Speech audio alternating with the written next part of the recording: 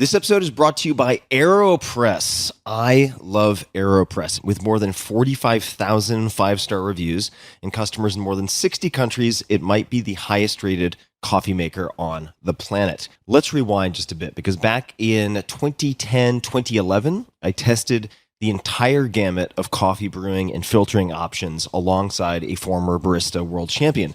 This was for research for the 4-Hour Chef. That concluded with a statement that the AeroPress was, quote, bar none, my favorite brewing method, end quote. I even mentioned it and made a cup of coffee on Late Night with Jimmy Fallon using the AeroPress. Here is the back story. Remember the Arobi, the amazing UFO-like disc that you could throw farther than a football field? Alan Adler, a mechanical engineer and Stanford University lecturer, created that. Then, after conquering the 1980s toy market, he began to obsess over one thing: coffee. The result was the AeroPress, which debuted in 2006. It was quickly adopted by the specialty coffee community, and it became so popular with the barista community that someone in Oslo, Norway, started a World AeroPress Championship.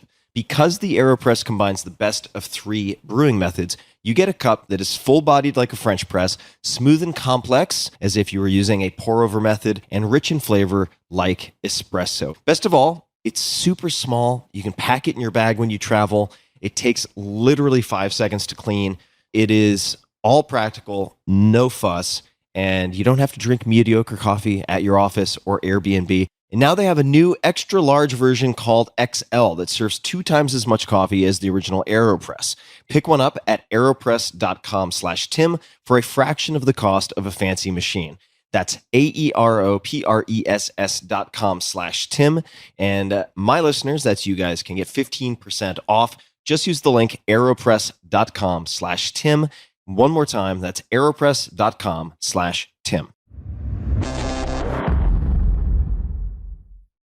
This episode is brought to you by Allbirds. It is summer 2023, finally, and this is the summer to explore. I'm about to do that myself, and I'm looking at the floor in front of me, literally 3 feet away. What do I have? I have my Allbirds. So before you set foot out the door, set foot in the ultimate travel shoes from Allbirds. Super comfortable and sustainable shoes. Allbirds are versatile enough to go with any outfit, durable enough to wear on any terrain, and lightweight enough to make packing a breeze.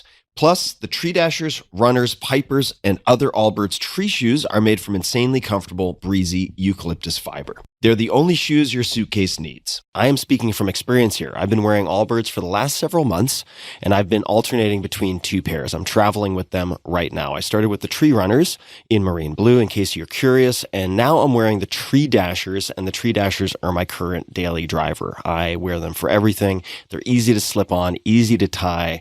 Everything about them is just easy, simple.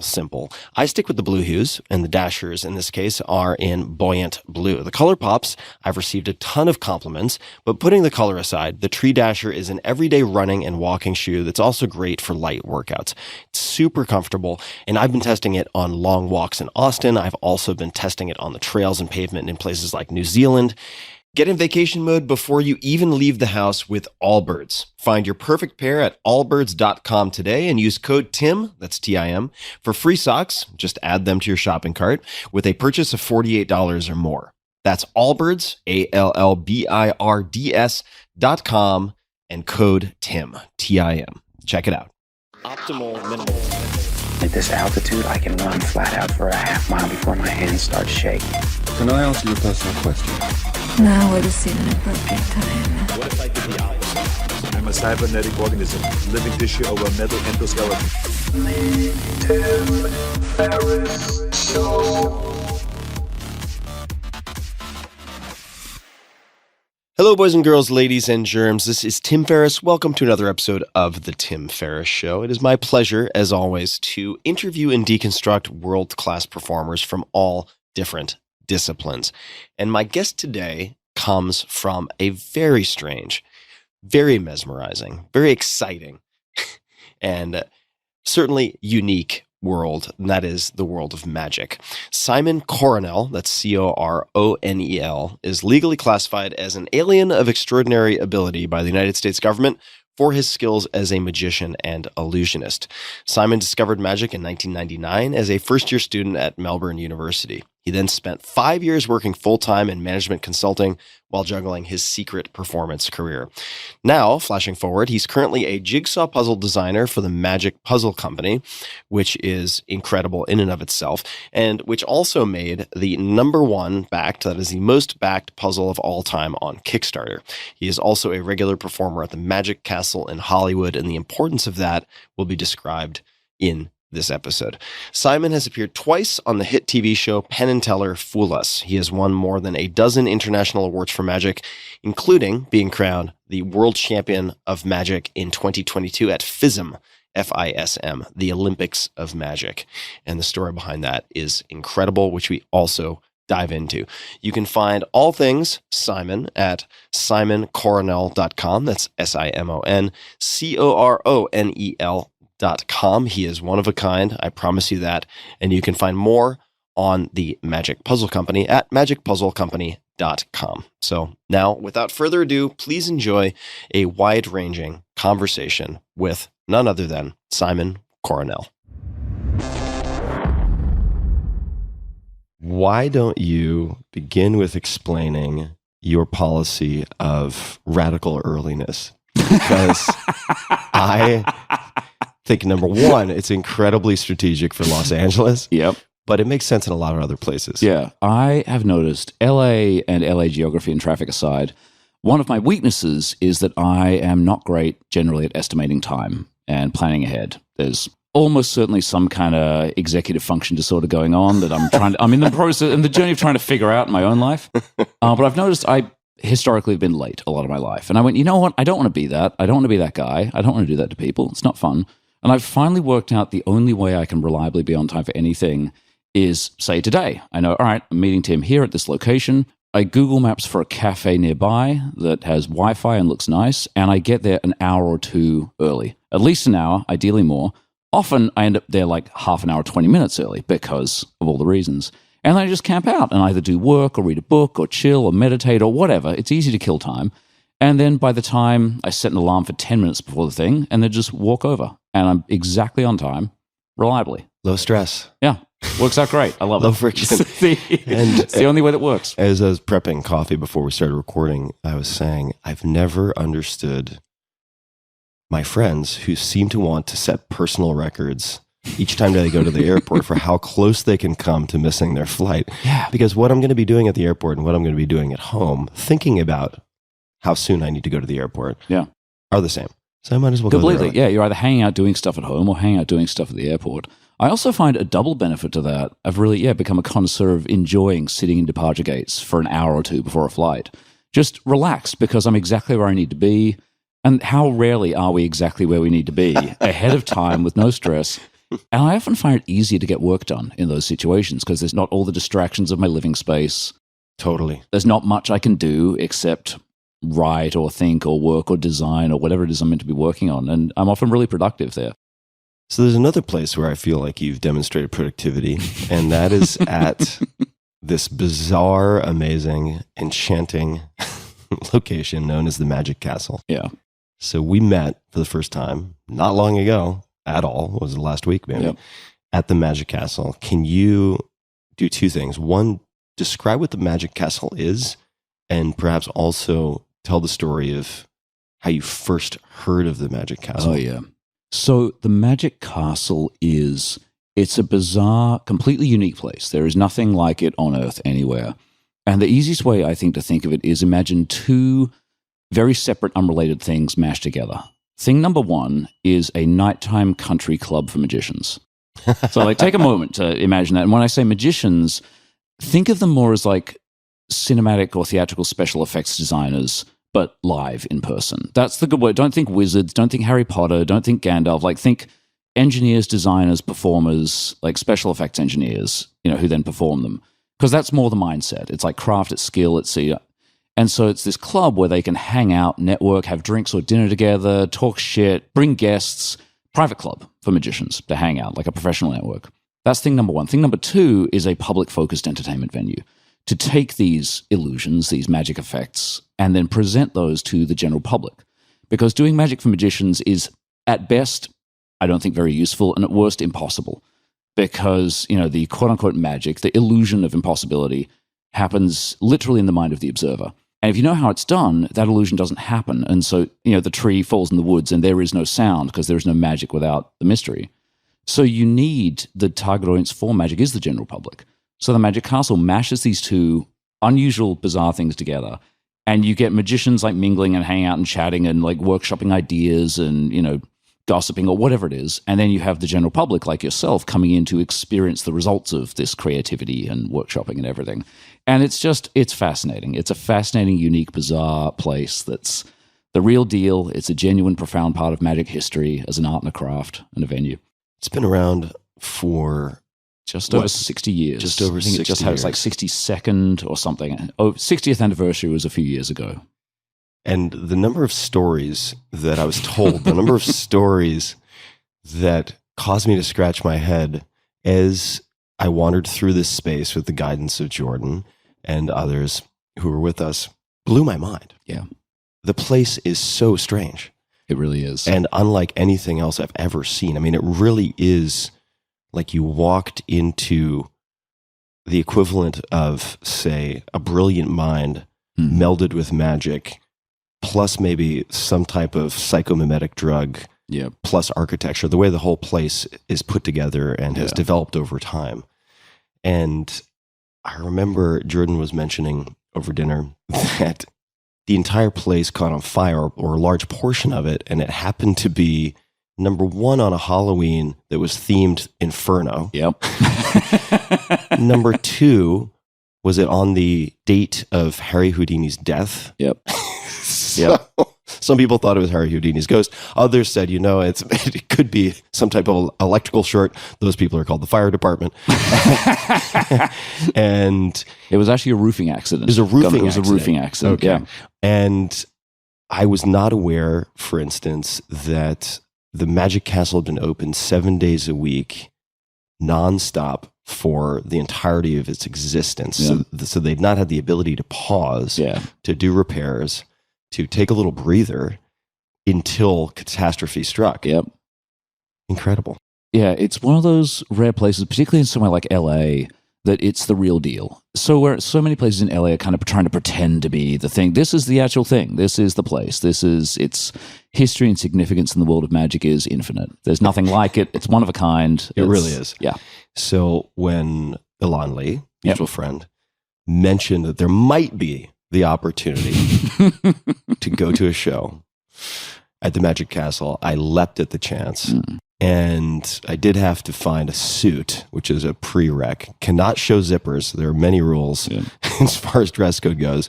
So Hollywood Suits, thank you for the $150 Joker suit that I was able to put together. It worked out. And as you put it, the eclectic mix is not Gandalf meets some Lord of Magic from the Elven Kingdom. It's more hyper-specific, at least on, I want to say the main floor. I'm not using the right terminology, but the kind of mingling area. You have technicians and specialists who are the best at what they do. And one example that comes to mind, and you probably know the name, I apologize that I'm blanking on his name. I have a silhouette. Dave Spafford. Yeah, the silhouette cutting guy. Yep. Who will look at you from the side, you stand against the wall, and cut out a perfect silhouette with his prize scissors. And he won't travel to do this because he cannot risk the possibility of being separated from these incredible scissors. Yep. And what this man can do is beyond incredible. Yeah. In 2 minutes or less for each person. And I don't know, I imagine he wouldn't mind. Maybe you can tell me if I need to cut this out, but sure. He worked at Disney for a really long time. And I was being told that someone went up to him at one point, I'm masking names, maybe I don't need to, and asked him, is it true that there are all these like hidden dicks and so on, and all of these frames in these Disney movies? And he said, it's absolutely true. And they said, well, how do you know? And he goes, because I did it. Because back then there was no freeze frame. There was no stick on one frame and hyper examine all the details. And you could just slip it in, so to speak. Slip it in, so to speak. How did you first come across the Magic Castle, this mecca? It's almost impossible to, no matter where you live in the world, if you get interested in magic, which I did at age 18, it's a whole different topic we can get to, but everyone's heard of it. Its influence extends all over the world. One of the many reasons for it is one of the things that made the Magic Castle, apart from being this amazing venue and again, the eclectic interior, is back in, I don't even know the decade, my magic history sucks. There was a guy called Di Vernon, who, a good way to think of him is, you could say he was to magic in a way what Einstein was to physics. Not the only person by a long shot, but one of the single ones that had the biggest single-handed influence that changed everything that went afterwards. A real paradigm shift. And Vernon's big contribution to magic, again, I'm oversimplifying this, is the theory of what's called naturalness, natural action. That before Vernon, magic was mostly done in these very sort of like overstated, bombastic gestures. And he, from trying to understand like gambling and card cheating, which has to be, magic is, again, historically very showy and dramatic, and look at this. Whereas if you're a card cheat, using some of the similar techniques of deception and sleight of hand, you have to look the opposite. You have to be completely unassuming and unnoticeable, draw no attention to yourself. And Vernon's big innovation, again, oversimplifying, was to take this concept of unassuming naturalness, hiding in plain sight, and start to apply it to magic theory. And this just really changed everything that went after him. And to this day, pretty much every competent magician that performs has elements of Vernon's influence in their technique, their approach. And he basically lived and hung out at the castle for decades. And he was the main, again, not the only, but the main reason why magicians gradually, again, practitioners of the craft and students of it and technicians and everything, flooded from all over the world to visit the place. And then more people started to move here. And slowly Hollywood, because of the castle, because of Vernon, because of the Larson family's vision to like offer Vernon a really sweet deal to live there and stay there, it became this mecca, and this sort of community gathered around it, and this incubator, this pressure cooker, this critical mass of talent and ability and creativity that still lingers to this day. I'm so fascinated by the history of places like that. These, in some respects, possibly arbitrary locations that gain a tiny critical mass, and maybe because of one or two people, handful of people, this is true of Silicon Valley as well, suddenly develop this momentum, and this snowball rolls and rolls and rolls until you have the definitive mecca of fill in the blank. Completely. It's wild. Yep. That's the castle. That's the castle. And it's gone through many shifts in its history, but still, it lingers. That reputation stays. So 18, knowing nothing about magic myself, when I hear 18, I think that sounds, relative to some of the stories I've heard of the personal histories of people who perform magic, pretty late. Extremely late, yeah. Okay. Much, much later than average, yeah. It seems like magic for a lot of folks, at least in my mind, I'm like, it's kind of like piano or gymnastics. Like you start really early. 18. So how did you become interested in magic at 18? The first thing to note about it, I think, is that I think I was lucky to get into it late. We'll sort of get to why, but I was at university in Melbourne. I'd finished high school.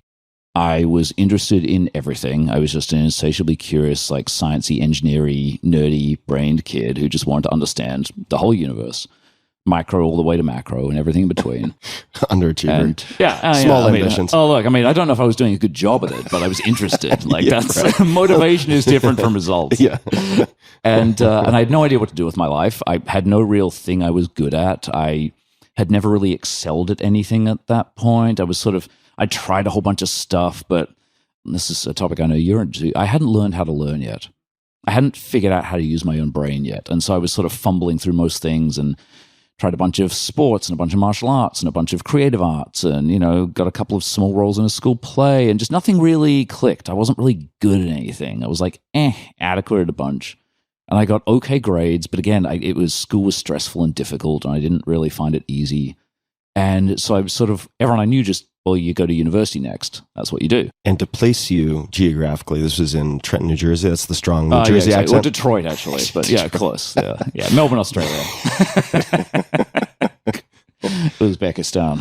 Exactly. I knew it. Yeah, it comes through. And again, in the bubble I lived in, that I hadn't yet realized was a bubble, because everyone grows up. What's normal to you? You say, this is what everyone does. You go to university next. That's what you do. And then you get some kind of job, and then you work and retire and die. Like, I'm like, okay, fuck, I don't know. That didn't sound very exciting to me, but I didn't know any other options. So I went to university and I failed to get into the degree I applied for, which was engineering/law as a double major, because I don't know. That's what everyone said was good. Be a doctor or a lawyer if you can. I didn't have any better ideas. And I missed out on it. I didn't quite have the grades, and I got into engineering arts instead. And so I did a psychology major under arts and a software major under engineering. I started off in a computer major, but I sucked at the electrical subjects and did okay at the software subjects. So I saw the writing on the wall and shifted. And, blah, blah, blah. Why do you think that was? There are two things, not counting quantum physics because no one understands that. There are two things that I have completely failed to understand in my life. One is music, one is electronics. From the hardware perspective. Yeah, well, from any perspective. Like, what are the electrons doing? What's going on? What happens in a capacitor or an inductor? Like, how do you design a circuit? All the stuff. And I think eventually I realized, after many decades of going, why can't I understand these two damn things, no matter how much I try, no matter how many people I ask for explanations? And I think it's because, for better and worse, it's a lot of both, I don't feel like I understand something unless I completely understand it from the ground up, from the protons upwards to the human experience and everything in between. And I think the way, because of how electricity and music in their own very different ways work, in a way no one understands them to that level. And it took me a long time to realize that. And so I was always asking these questions about, but what's actually like going on down there? And I realized like that's not the way it's taught or thought of, because I think actually we really don't know. And so I was always frustrated. So I mentioned Jordan's name earlier, Jordan Gold, for people who want to check him out also. And that'll probably wrap back around into the context of puzzles, but let's bookmark that for now. Totally. I want to incorporate a few things. So first, I think, and I don't want to put words in your mouth, but that you've described yourself as neurodivergent. Would that be fair to say? Something like that, neurodiverse? Yeah, that's a new thing for me. I have spent my entire adult life kind of hiding that and not acknowledging that. And literally in the past few months, I've kind of gone, you know what? Maybe it's time to start being more open about that. Yeah. Yeah. I think it's a service to be open about it. And I think there is incredible potential and also a know thyself sort of recommendation and funny stories all wrapped into one, in the sense that when Jordan was explaining the many things that make you who you are, unique, idiosyncratic, incredible at what you do, which we haven't yet made the leap across from where we left off in the timeline to that, but we'll get there. And he said, well, there's something you need to know. And I'm not doing justice to the story, but he said, let's say we were going to sit down and make a cake. And you've probably heard this before. And you give Simon the recipe. And recipe number 1 is take 1 egg and break it into the bowl. And then there are 10 more steps. Well, Simon would say, what is an egg? And Jordan would say, it's an egg. Everybody knows what an egg is. Just 1 egg. Just that's what it is. And he said, but what is really an egg? And then you would disappear for a year and come back, and you would have read all the manuscripts, the history of the egg and the chicken, but what is a chicken? And it would have gone on and on and on until, to the finest level of granularity, an inch wide and a mile deep, you would know everything about eggs, and then be like, okay, step number 2, right? And if you're aware of that predilection and that superpower, but also the risk of doing that all the time, then you can make better choices in life, which comes back to your phrasing of learning how to use your own brain. So we may come back to that, but let's resume the timeline. So you're saying not particularly excellent at anything, had trouble figuring out the electronics, so you shifted to software. And then what happened? Shifted to software, and in first year, like Melbourne University it's about 30,000, at the time was a 30,000 student campus. So it's a big, serious university, one of the big sort of 2 or 3 in Australia. And as with many universities, I think it's similar in the US, there were lots of like student clubs and societies around the place. Yeah. And during orientation week, one of the main things they have there, like a couple of 100 clubs have, join us, the fantasy science fiction society, the chocolate lovers society, the beer connoisseurs society, the taekwondo club, like it's just everything you can imagine, and a lot more some of them are stupid, ridiculous ones. Some of them are very serious, special interest ones. And I was just wandering around trying to join stuff to, try and get out of my shell and explore a bit and take advantage of being on a university campus. And there was a table for the Melbourne University Magicians Society. And I'd had like a magic kit when I was 10, but it had as much effect on me as it did on most 10-year-olds. Nothing. I had no ability at it. It was confusing, and I gave up after 2 days. But magic was one of the many things. I was interested in like everything. You know, I wanted to learn how everything worked in the world. Again, wasn't doing a great job of it. And it's like Magic Club. What do you guys do? And they said, well, you know, magic, like card tricks and stuff. And I'm like, oh, I can't do any of that. I tried, but I sucked. So gave up, as you do. And they said, well, if you join, we teach you. That we've got a beginner's course. And I was like, I don't know. I mean, I'm not very dexterous. And I was like, why not? Give it a shot. And I remember they had really cool membership cards, which I thought was cool. That kind of tipped me over the edge. And so I just kind of joined. And then I forgot that I joined for the next month because I had other things going on and was very busy. And then Tina, the club secretary, called me up on my parents' landline because this is I didn't own my Nokia 3310 yet at this point in the story. And said, hey, we've got you down as having signed up but not turned up. Do you still want to come? I was like, oh, yeah, Magic Club, right. That's right. Oh, yeah, when do you meet again? Wednesdays, 1 p.m. Great. And then Wednesday, 1 p.m. rocked around, and I was like, 1 p.m. I was supposed to be somewhere. I hadn't discovered radical earliness yet. I'm like, I think, oh, crap, Magic Club. That's right. Oh, God, where is it again? Damn it. So I turned up about 15 minutes late, just in time to see this guy Brian, who was one of the special guest sort of teachers, explaining this trick. And he was basically going, okay, now via the blah, blah, blah technique, a jargon term I didn't know at the time, you know their card is the King of Clubs. And you could just say that, or you could use the blah, blah technique that we talked about last week. And then he took a 7 of diamonds, waved it on the table, and it changed like right 10 inches in front of me into a King of Clubs. And this was the most incredible thing I'd ever seen in my entire life. It was just like reality broke down in front of me. Everything I knew about life and physics, and I was like, it was just this transcendent, consuming moment. And I sort of made semi-incoherent noises of like, wait, what? What? Huh? What did that? And Brian, not realizing I hadn't been turning up so far, quote unquote, reminded me, oh, the blah, blah technique like this from last week where you do this and this. And so in seconds, I went from being profoundly, transcendently amazed to seeing how it was done. And it was like, whose quote is it? Give me a lever long enough and a place to stand. Archimedes, yeah. It felt like that. It was this revelation that from this not easy but simple technique, you could do the most profoundly, transcendently amazing thing I'd ever seen in my life.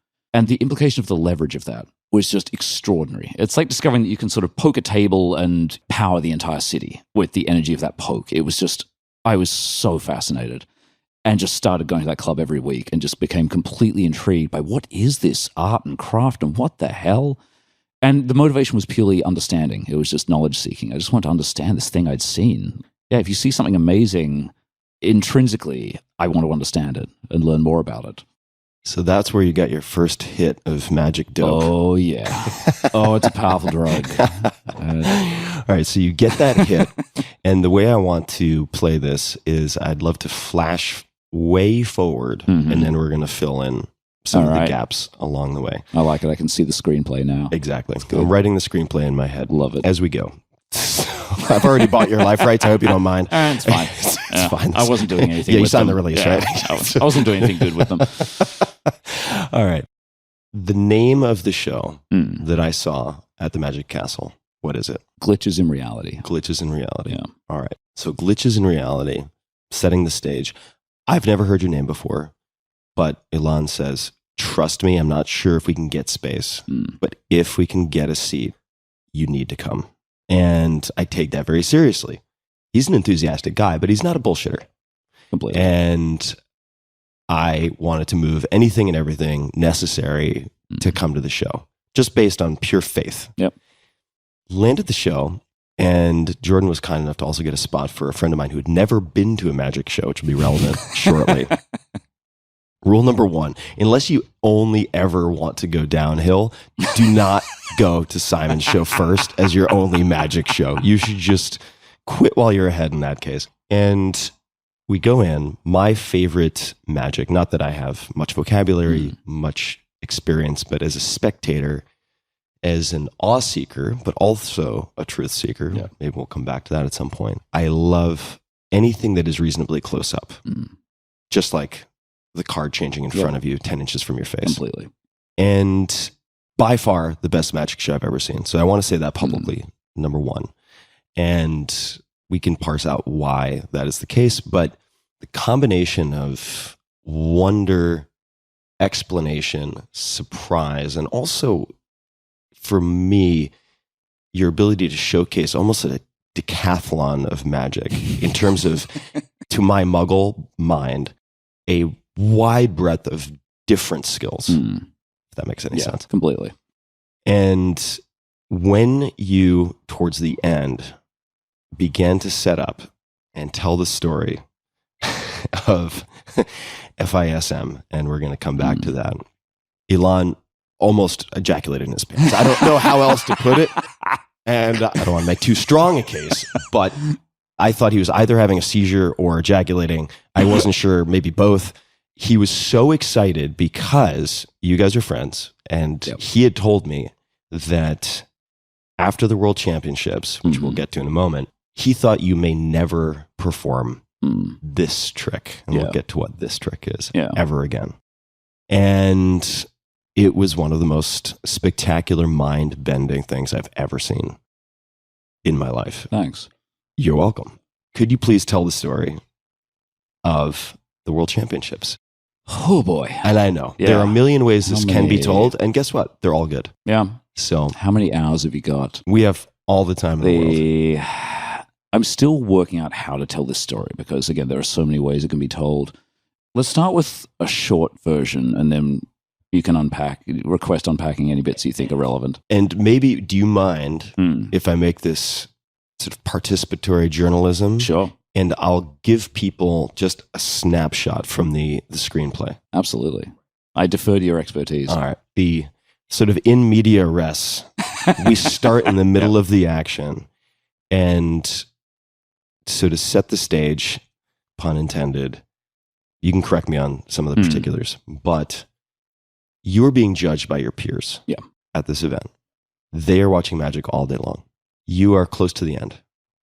You perform your trick and then invite people up to inspect your work if they don't believe it's real.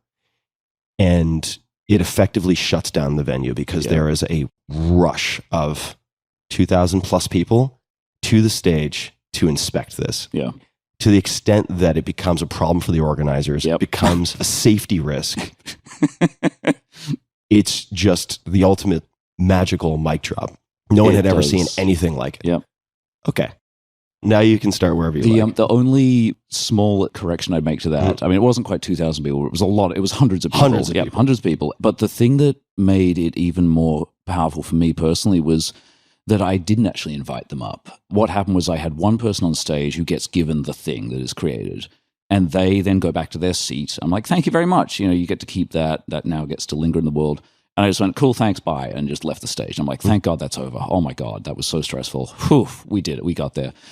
And then I was just backstage decompressing, going, oh God, oh man, so glad that's over. Finally, I can relax. For months, I've been looking forward to this moment where I can finally stop stressing. Then a friend comes backstage and goes, you should come look at this. I'm like, what? And he goes, just come look. And I walk out and I see this mob has gathered, like spontaneously. It wasn't even invited. I didn't expect this would happen. That makes it even better. Yeah, I'm so just like, better. oh my God, holy, yeah. Just a quick thanks to one of our sponsors, and we'll be right back to the show. This episode is brought to you by LinkedIn Jobs. These days, every new potential hire can feel like a high-stakes gamble for your small business. So you want to be 100% certain that you have access to the most qualified candidates. That's why you should check out LinkedIn Jobs. LinkedIn Jobs helps you find the right people for your team faster and for free. Add your job and the purple #hiring frame to your LinkedIn profile to spread the word that you're hiring. Simple tools like screening questions make it easy to focus on candidates with just the right skills and experience so you can quickly prioritize who you'd like to interview and hire. It's why small businesses rate LinkedIn Jobs #1 in delivering quality hires versus leading competitors. LinkedIn Jobs helps you find the qualified candidates you want to talk to faster. So post your job for free at linkedin.com/Tim.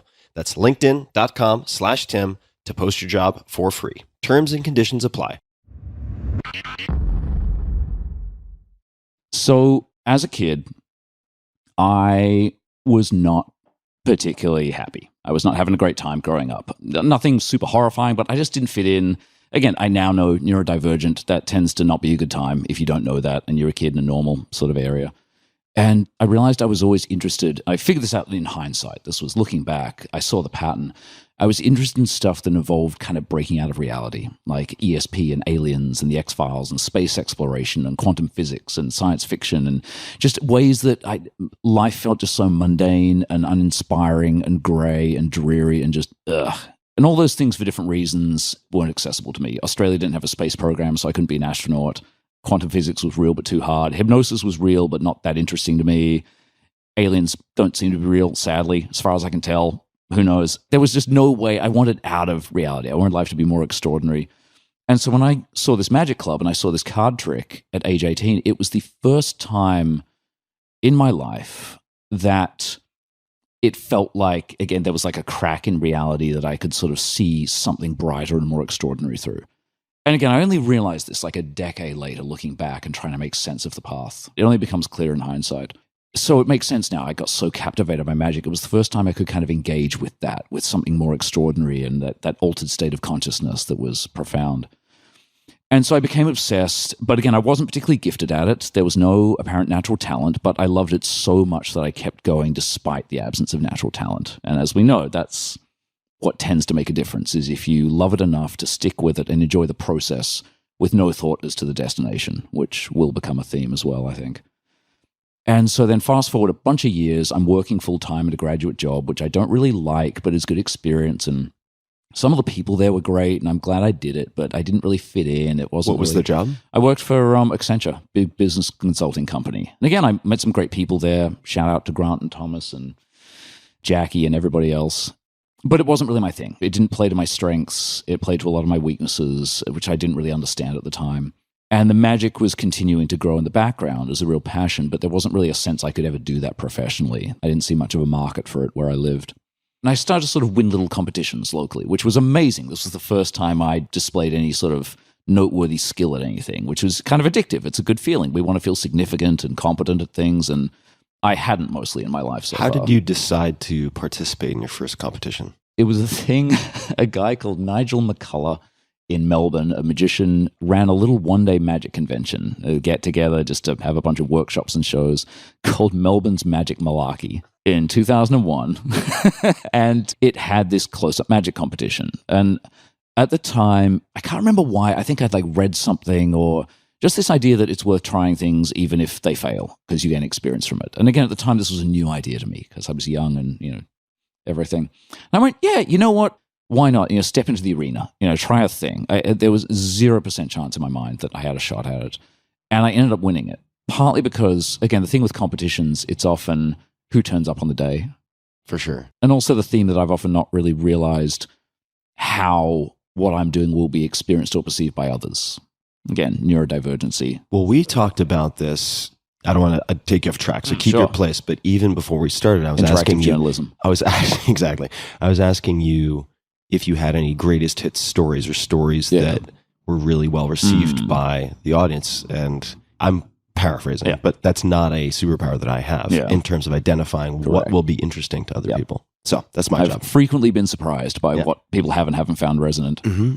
So I enter and I unexpectedly win. And I go, holy shit, very unexpected. And so that was the first sort of sense I got that maybe I'm kind of onto something here. Maybe I've got something I'm doing that's working, that's kind of exciting. So I kept starting to enter other competitions, and also I learned from it. It's great to have a deadline. It's great to have a challenging, slightly healthy, stressful thing to work towards. So I kept sort of doing that. I found competitions useful as a way to grow, and I kept winning little ones locally, which was really gratifying.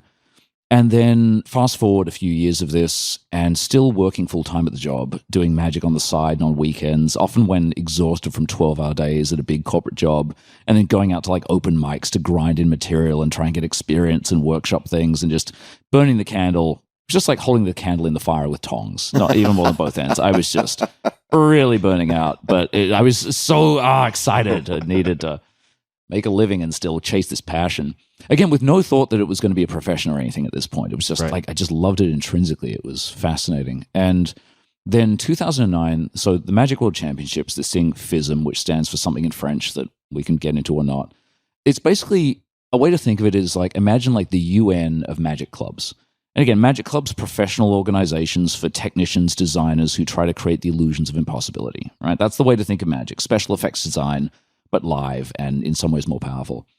And so organizations where these people get together and workshop and talk and exchange ideas, some of those then affiliate with FISM, which is French for International Federation of Magic Societies, that began in like the 50s as a way to kind of like try to unite, like to make some international collaboration, which is a really healthy, nice thing. And it's like any organization, there's politics and there's a bunch of bullshit, but mostly it's a really good thing overall. And the main thing they run is every 3 years, they have a big competition that is kind of the de facto Magic World Championships as a way to kind of, I think of it as, to paraphrase Rick and Morty, every 3 years, FISM says to the world of magic, show us what you got. Right. And the world of magic shows what it's got. And it's always got something cool. And also a lot of stuff that sucks and everything in between. And in 2009, it was going to be in China for the first time ever. It's mostly been in Europe throughout its history. It's always in a different city around the world. And I ended up with the opportunity to be the only Australian entrant because clubs get given entry slots prorated based on membership. And Australia has a very small population.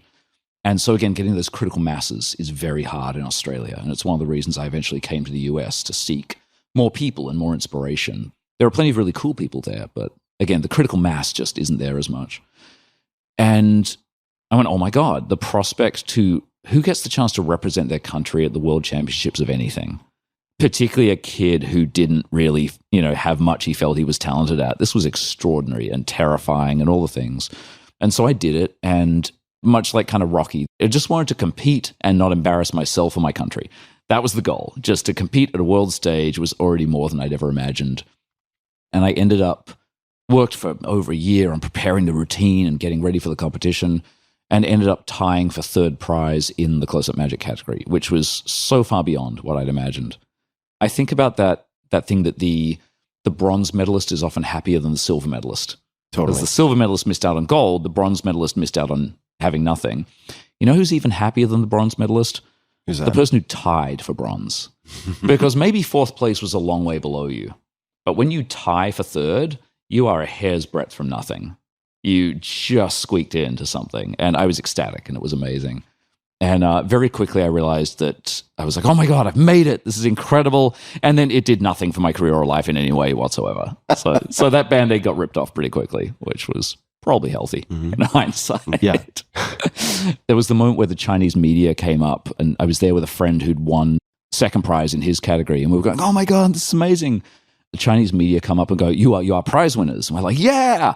Thinking, yes, this is awesome. We're going to be famous now. And they go, oh, what did you win? I go, I tied for third in close-up magic, and Charlie here came second in parlor magic. And they went, not first. I'm like, oh no, but like, and then they just, oh, sorry, and left.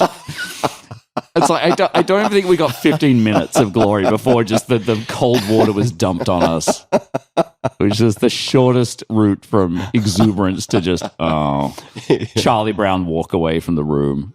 So that happened. That happened. Then in 2012, 3 years later, I enter again. It's now in the UK this time. And the very short version of that very long story is I prepare a different routine, again, for over a year. And I find out about 2 weeks before the competition that a big chunk of what I'm planning to do isn't going to work.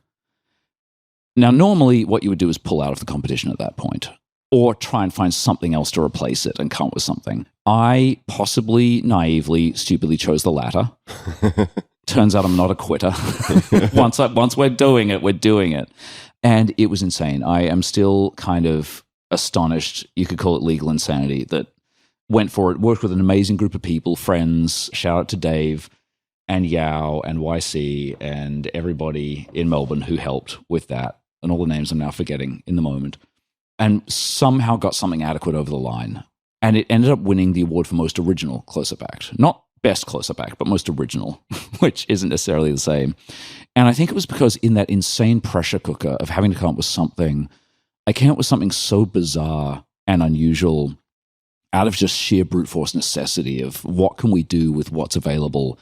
There wasn't any time to develop any sort of good polished methods. We had to just use some bizarre stuff and just decide, you know what, I don't even know if this is going to work, but let's try it. And miraculously, it did work. Barely. Like, I still watch the video of that and just, oh God, the amount of things that almost went wrong but failed to is still insane. Somehow it got across the line and got this originality award, which again, I hadn't expected.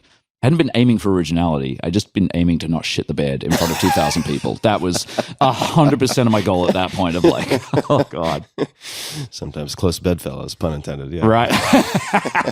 Exactly. There's still this amazing photo somewhere of me on stage in 2012 accepting this award with this completely bemused expression on my face. I'm elated, but just surprised. It's like the last thing I saw coming. And so that happened. And the idea that I threw together at the last minute that came to me at like 4 a.m. while stressed out and vaguely panicked was I'd always been obsessed with this idea of, can you take this fleeting, transcendent instant of wonder and somehow preserve it into something physical and tangible that lengthens that moment, lets you sit in that space longer? Because I love that space. That space is powerful and life-changing. And the idea was, what if you did an act where you create one of these things live? Because these things exist, but you see the finished result, but not the process. And what if you could create the illusion of it being created instantly, so a piece of the act then lingers beyond the end of it into the world? And that was the idea.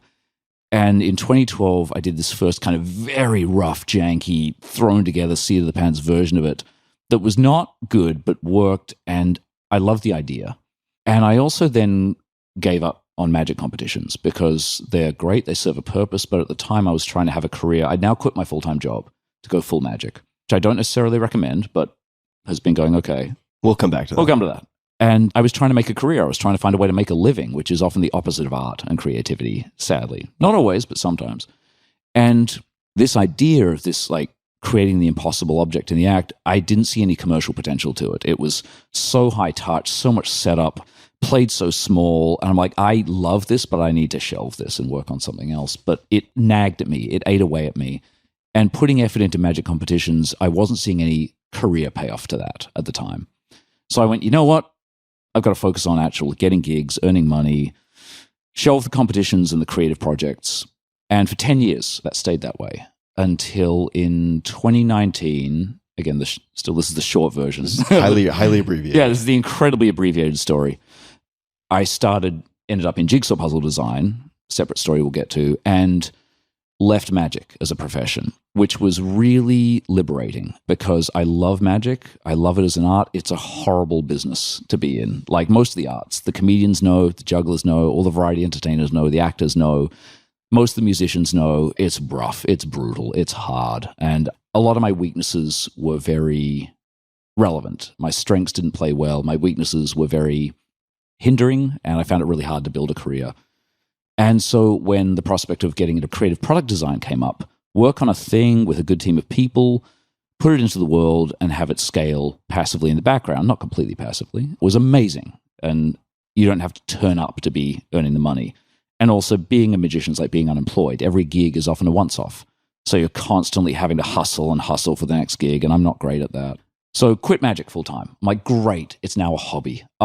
Glorious. I can just do the bits I'm excited by and passionate by. And then the pandemic happened and all kinds of crazy stuff happened, and it was a weird time for everybody. And during that time, the 2022 Magic Championships was coming up. And I just went, great, this is awesome. I'm a hobbyist amateur magician now. I can just go and hang out. It doesn't matter. There's no stress.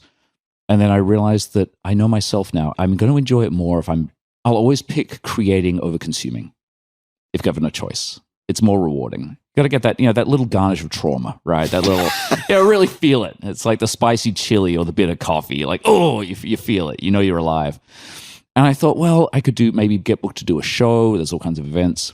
And then I remembered that 2012 routine, that kind of very janky version of a really beautiful idea that I'd loved and worked on. I went, and I'd been thinking about that ever since. In weak moments, I would sort of work on bits of a version of an idea on how to fix it and improve it. And they go, no, I shouldn't be working on this. I should be working on my career.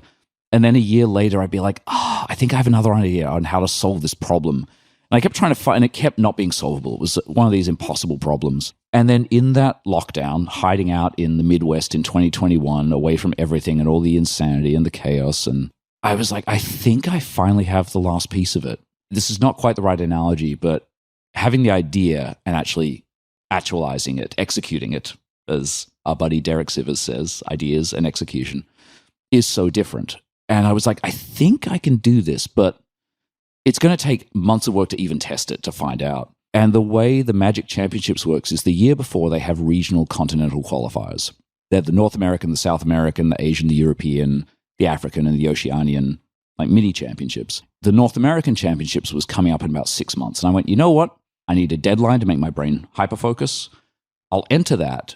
It'll be small. This was still during lockdown. It was post-vaccines, but still in lockdowns. It won't be very well attended. If I can't get this idea together and it shits the bed, it'll only shit the bed in front of a relatively small audience. And if it doesn't shit the bed, I'll know, all right, I've got something and I have a year to really work on it to make it good. I went, great. Low stress, just high enough stress to do it. And so I spend the next 6 months in crunch mode going, okay, let's take a swing at this. Let's see if I can bring this thing to life. And I work like a maniac. I go into full workshop rehearsal, testing, theory mode. And I go to the North American Championships, again, just to kind of see if this thing's got legs or not. I don't really know yet. I don't know what I've got or not. And I win the whole thing. I become the North American Close-Up Magic Champion. And once again, I'm shocked. I'm completely surprised. I did not see this coming. And I go, oh, I guess it does have legs. Oh, shit. Okay. All right. We got something here. And then how much do you know about when a caterpillar turns into a butterfly, what happens inside the chrysalis? I'm going to go with very little. Okay. Just so I don't get caught as the emperor with no clothes. I also am not a biologist. Was it an entomological biologist? This is one of the most amazing things I've learned about the natural world. You would think that the caterpillar maybe changes shape a bit, then sprouts wings and now it's a butterfly. Turns out the caterpillar basically liquefies into primordial sludge with small chunks of neural matter still in there. And then from that primordial soup, the butterfly then just basically grows into its full form, which is astounding. And it retains memories and experience through this process. And they've done, scans of this to see that this is what happens, which is one of the most, again, magical in the sense of seems impossible, turns to sludge and then reforms into a completely different organism. And I realized in the months I was working before the real championship that at the North American Championships, I felt like I'd won the prize for like best caterpillar in show. And I'm like, this thing's great caterpillar. Oh my God, what a caterpillar. Damn. But I had this hunch that I think this thing could fly. I think this thing might be able to grow wings, like maybe. And that meant it had to turn into sludge. And there's a lot of people who can relate to that creativity. And so for the next 8 months, I went to the Magic Castle because one of the best things about that place is it has these areas where magician members can go and do little impromptu shows for, whichever public members are around. It's hard to find open mics. You need places to test stuff. You only get good by doing and experiencing. And that's hard to find for most variety arts, magic included. And it's one of the reasons I live near the place. And I went there on quiet nights because to get the routine to this better place, I had to kind of break it and test out these things that you can only test them in front of people. You need an observer's mind is where the magic happens. And it wasn't good and it was awkward and it was uncomfortable and I hated it. And I would wait till there were just 3 people. Rather than gathering a big crowd to get good energy, I'd be like, no, I don't want anyone to see it sucking while it's in this crappy phase. And just went there night after night, just again and again. It was brutal and it was unpleasant, but slowly wove it together and started to find a way to get the improvements. So question just on that process, because I saw the room where you did a lot of that practice. Yeah. Tiny little room. And I saw the performance when things worked. Yeah. Okay. Yeah.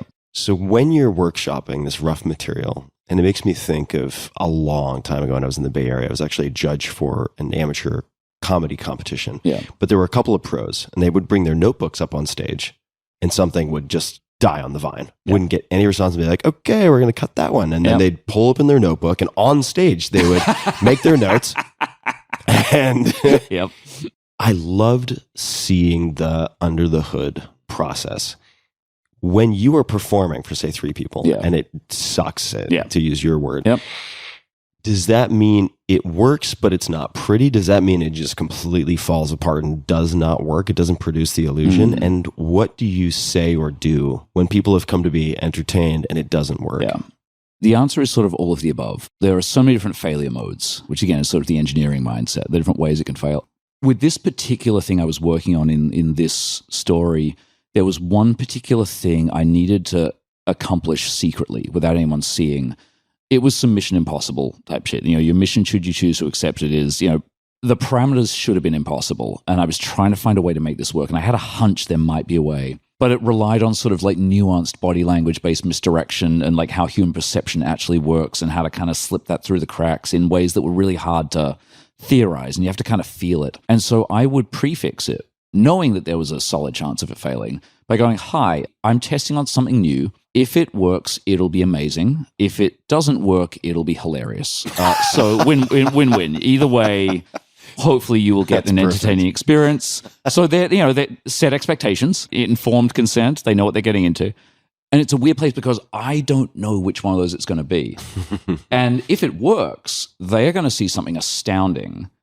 And then they're going to see me go, was that any good? Like, which is such a jarring experience for them to see me just break reality. And they go, was that any good? Did you see the thing that I hoped you didn't see? And they're like, what the hell? Like, it just, but then if they did see the thing, they'd be like, I mean, yeah, because I'm letting them know I want their feedback. And it's often hard to get people to give you that feedback because often they mistakenly think that being polite is better. Is helpful. They don't want to hurt your feelings. I know it's the opposite. Hurt me. Punch me in the face. Like, let's go.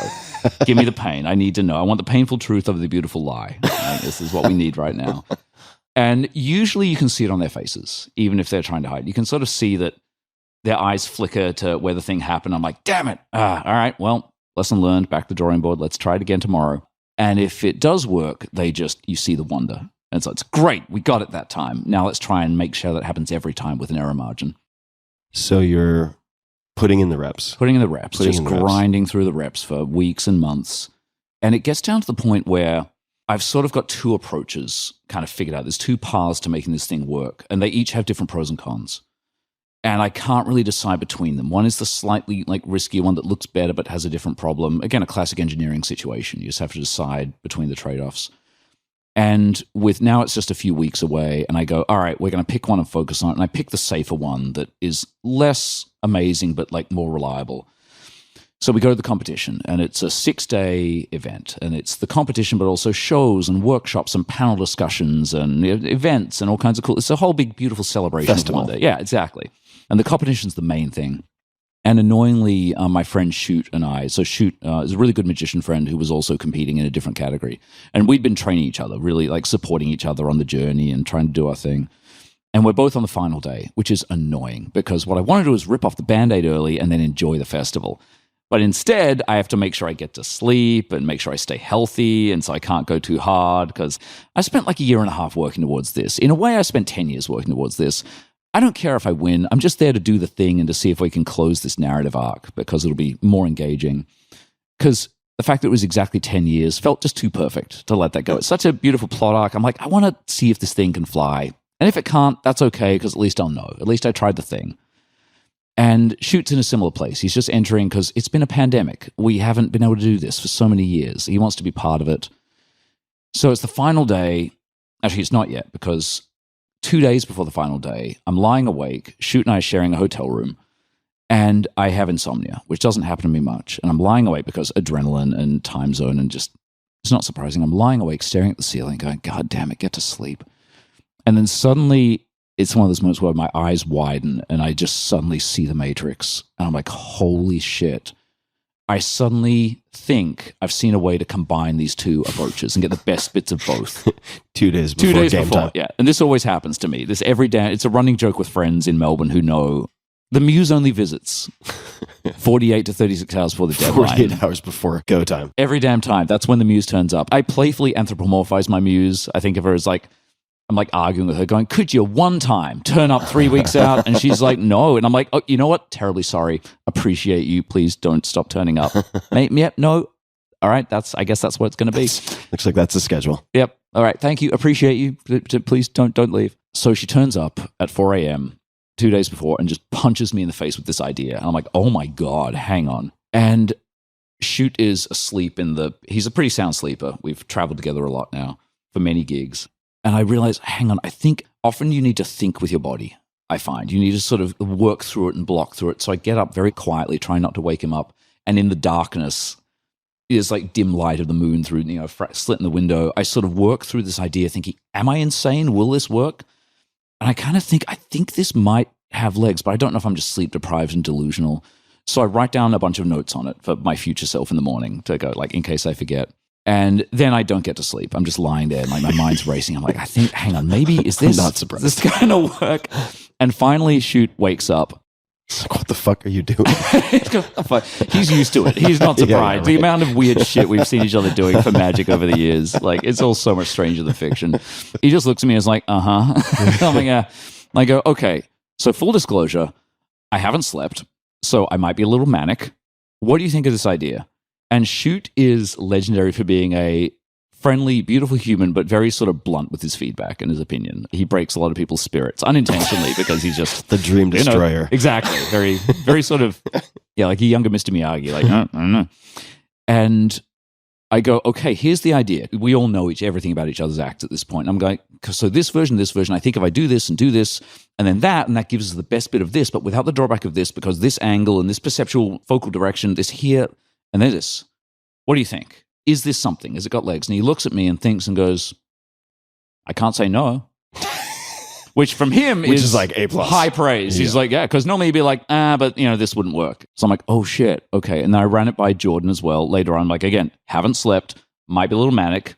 I'm learning how to, interact and filter properly. And he's like, yeah, I think maybe. And I'm like, all right. So then I spend the next day and a half, because that's all I've got, blocking through this new version. It's not a massive And when you change. say blocking, what do you mean? Just Blocking in the theatrical sense, as in kind of walking through it physically, like going through the whole motions. Because a lot of magic, again, the Vernon theory of naturalness, is about looking like your body has no tension where there is actually a lot of tension, or vice versa, or faking tension where there is none. And you kind of need to, in the same way that a special effects designer is lying with their CGI, lying for the benefit of the audience, lying to create something beautiful, you have to sort of lie with your whole body sure. in a way that's really takes a long time to kind of get intuitive, and is one of the hardest things about learning magic at a high level. I just realized also something about you, which tell me if this is an accurate perception, and that is you may not be able to put yourself in the minds or the shoes of, say, certain listeners of stories, but you would have to be quite good at putting yourself behind the eyes, at the very least. Absolutely, yeah. Of your spectators, Completely. of your marks. Yeah. Because the angles matter. Yeah, absolutely. And the knowledge and the preconceptions and the assumptions and just the ways people perceive reality around them absolutely is literally the medium with which, the magician/illusionist works. And the common misconception is, the hands or the cards or the coins or the whatever. But no, I mean, those are the tools, but you are sculpting the perceptions of an observer into a beautiful, amazing shape. You need to be present to that. That is the sculpture that you are crafting. And the thing where I find that's different about things like what stories would be interesting is perception of physical reality is a much more universal, consistent thing than people's creative preferences or personal preferences or wants or needs or desires or interests. That is hugely variable between people. And I think in any sort of, at least for me, the neurodivergencies are more about those things are more divergent. What I like, what I'm interested in, what I want to hear about, what I don't. Whereas perception of physical objects Perceptual faculties for survival that have evolved over time. Exactly. That's pretty much the same for everybody. Pretty consistent. Not everybody, but way higher percentage of So people. you're 48 hours roughly out. You're not sleeping. Come on, Simon. For fuck's sake. Get to sleep. Get it together. Muse is like, Muse is just punching me in the face just with amazing things. punch in the I'm face. Like, and I'm like, thank you, I think. so now you think you have something. I think I've got something. How do you balance, maybe that's not even the word to use, prepping with something new before game time with trying to get some sleep? Yeah. I and all definitely that? try to get sleep. Sleep is important. I don't really have a process. I just sort of feel it. And I get it to a point where I think it's good enough. I have a bit of a background in improv acting, which is one of the best things I ever studied in my life.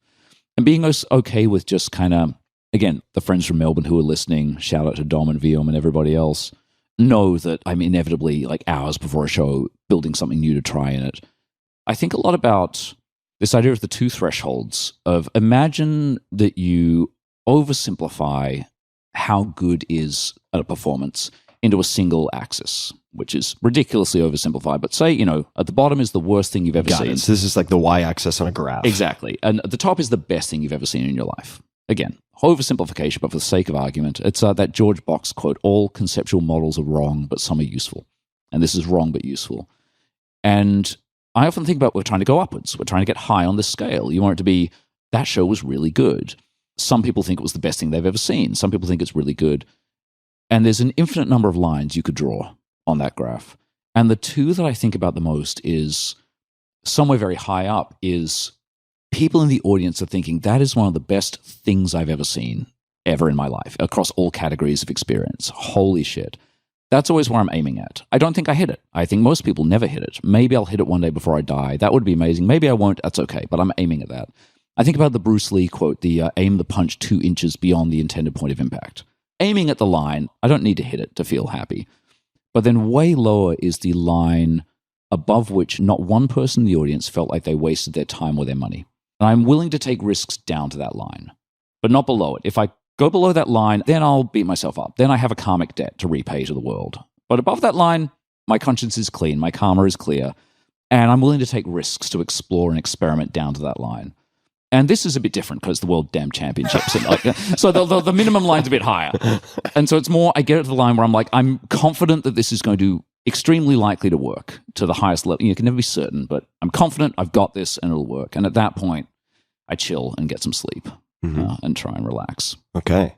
And then that's the competition. And then I'm up and it's terrifying and I'm ready. One of my favorite, a little tangent about, again, 1,000 stories we could tell. Because why is it actually worth doing anything? What do we do before we die? What makes you happy? What do you find fulfilling? One of the things back in 2012 that made that performance I did so insane as a weird method is one of my best friends in Melbourne, Dave, helped out by, and this is massive spoiler, first time it's revealed, hiding under the table during the act. Mm-hmm. This is not a method. This is not something magicians do. This is ridiculous and absurd. This was a desperation move of just a brute force approach, heinously inelegant, and basically like constructing things during the act to make this thing possible, which was such a ridiculous thing to do as a method. But I'm like, we don't have time to come up with something better. We're just going the brute force thing. Under the table you go. Yep. Dave's like, I got this. And that's, again, there's a group of friends there, again, like Dave and Dom and Viom and YC and Yout, that many of us have done this for each other. What do you need? We're on it. Jason Bourne, a non-violent Jason Bourne kind of mentality. Like, what needs to be done? We'll get it done. I've hidden under the table for friends in various other bizarre situations to build shit, which is wonderful. It's like the behind the scenes. And so it became a running joke that Simon's magic is done by Dave being under the table. Which is not the case. This is not how magic is done, but it became a running joke. And so again, that was 10 years ago. And for this one, I've realized for 6 months, I've got a bit that I want to do. I've got a joke I want to make in homage to these wonderful friends and these beautiful people who have helped along the way. And in this act, it doesn't use a table. It uses this tiny little side stand that's one of the problems with the 2012 one. It was cumbersome, it was bulky, it was inefficient, inelegant. This one's very simple and clear and minimalist. And on this little side stand that I'm putting the very few props I have, I've always been a minimalist in my tastes, I make a little video 10 minutes before I go on stage for the World Championships. And to me, that's what makes this funny. That's what makes this good, that it's there in the arena. And I record a little video of the table going, all right, guys, going on stage in 10 minutes, World Championships, just pre-show check. I open my little box. I'm like, yep, all the props are there. Is everyone where they need to be? And I pan down and look under the table, and there's a photo of Dave taped under the table. Yep, everyone's in place. We've got everyone we need to be. All right, we're ready. And I send that to the group chat. And like that was the thing I really wanted to do. Like stuff like that. That's the actual beauty of it. So on the game day, yeah, I'm just wondering because you're on the last day. No, last day. Yep. Okay.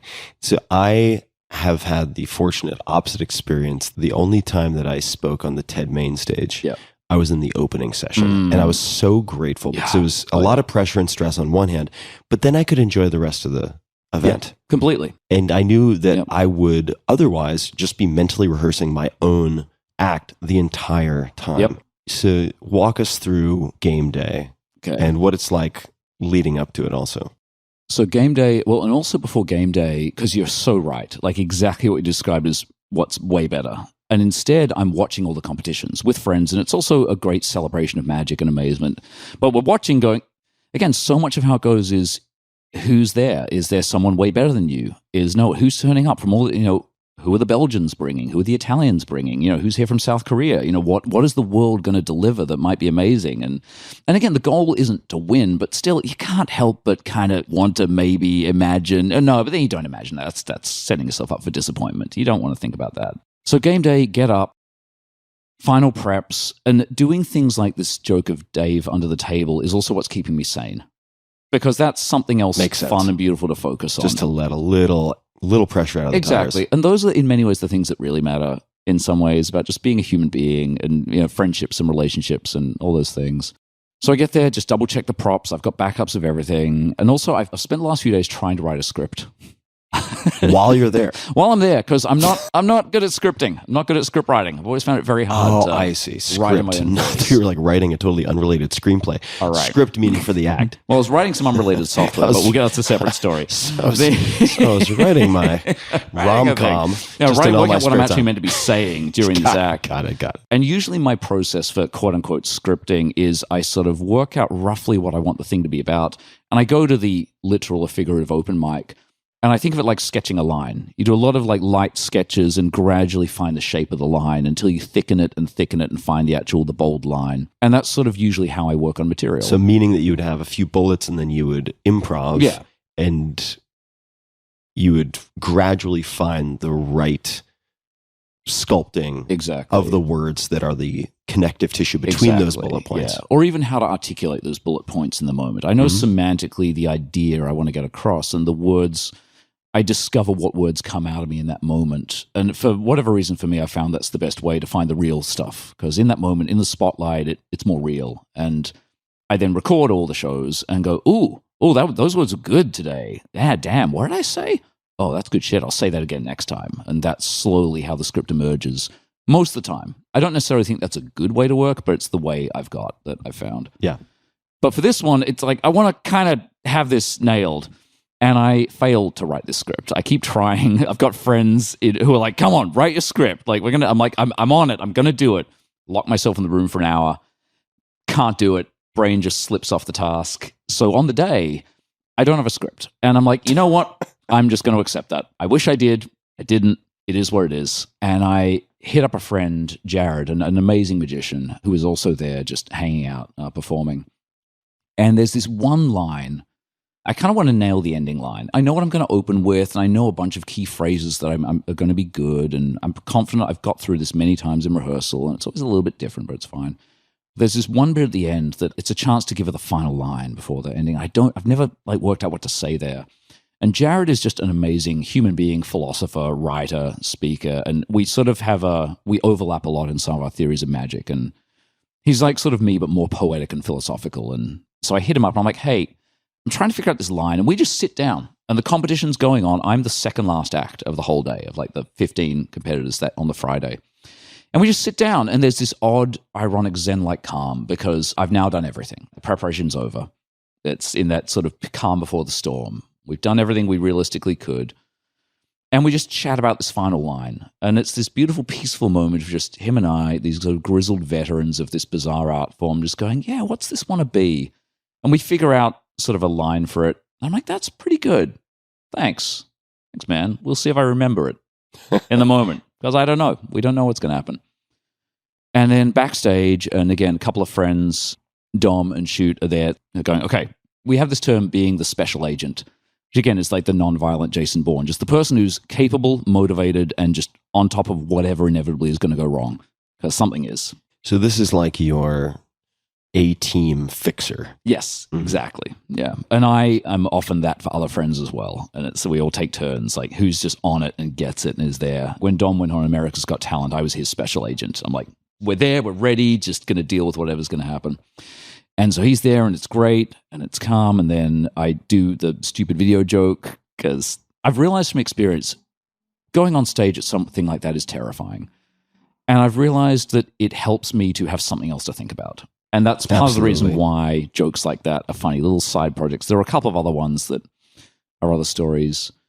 And one thing I love, actually, that's relevant at FISM, I've been there 5 times. I've competed 3 times, attended 2 times.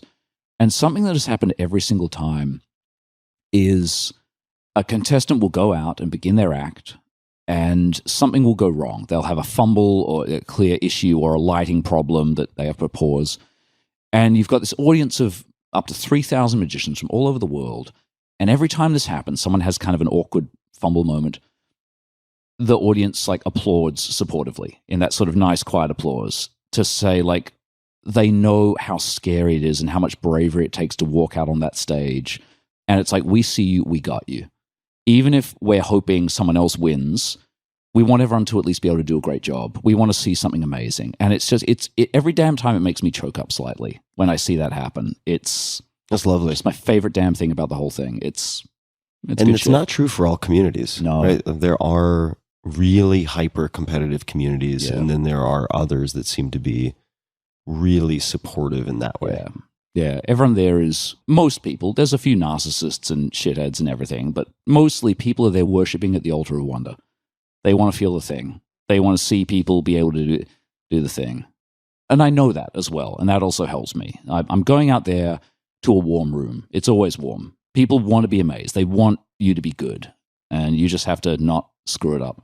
So I go out and I do the thing, and it goes okay, and I bring the person up, and I do the thing. I'm going to create this moment that then is going to linger beyond the end of it. And it goes okay, and the new bit goes fine. It goes really well. It's one of those rare, beautiful moments where the thing goes as you planned. Usually things don't. It takes a lot of iterations to get through it. It just works, and it's just, it's deeply satisfying. I do the thing. I give the person to the person. They go back. All the lines land. All the moments hit. And I go, then blah, thank you, good night. And it gets the whole room stands up to applaud. It gets a full standing ovation, which again, I did not expect. I was just trying to focus on, I just want to do the thing and not shit the bed. Just going to get through this with my janky ass half-written script and remember the line that Jared gave me and I'm just completely focused on getting through it. Again, not knowing how it's going to be perceived. I've learned that I just don't know. It might be great. It might be terrible. And the main thing, they have very strict time limits. Minimum 5 minutes, maximum 10 minutes. A second over or under, you get disqualified. And I think the theory is you're professional. You should be able to keep within a 5-minute range. Get it together. And I still remember when everyone's standing up to applaud, my main thought is, wait, is this going to put me over time? Does this count as my Is this session? like, oh God, can I, is this, I don't know, they're still applauding. But luckily there's a timer I can look at and we're only at like 8 minutes 50. So I'm like, oh, okay, thank God. All right, we're fine. We can accept the applause. It's great.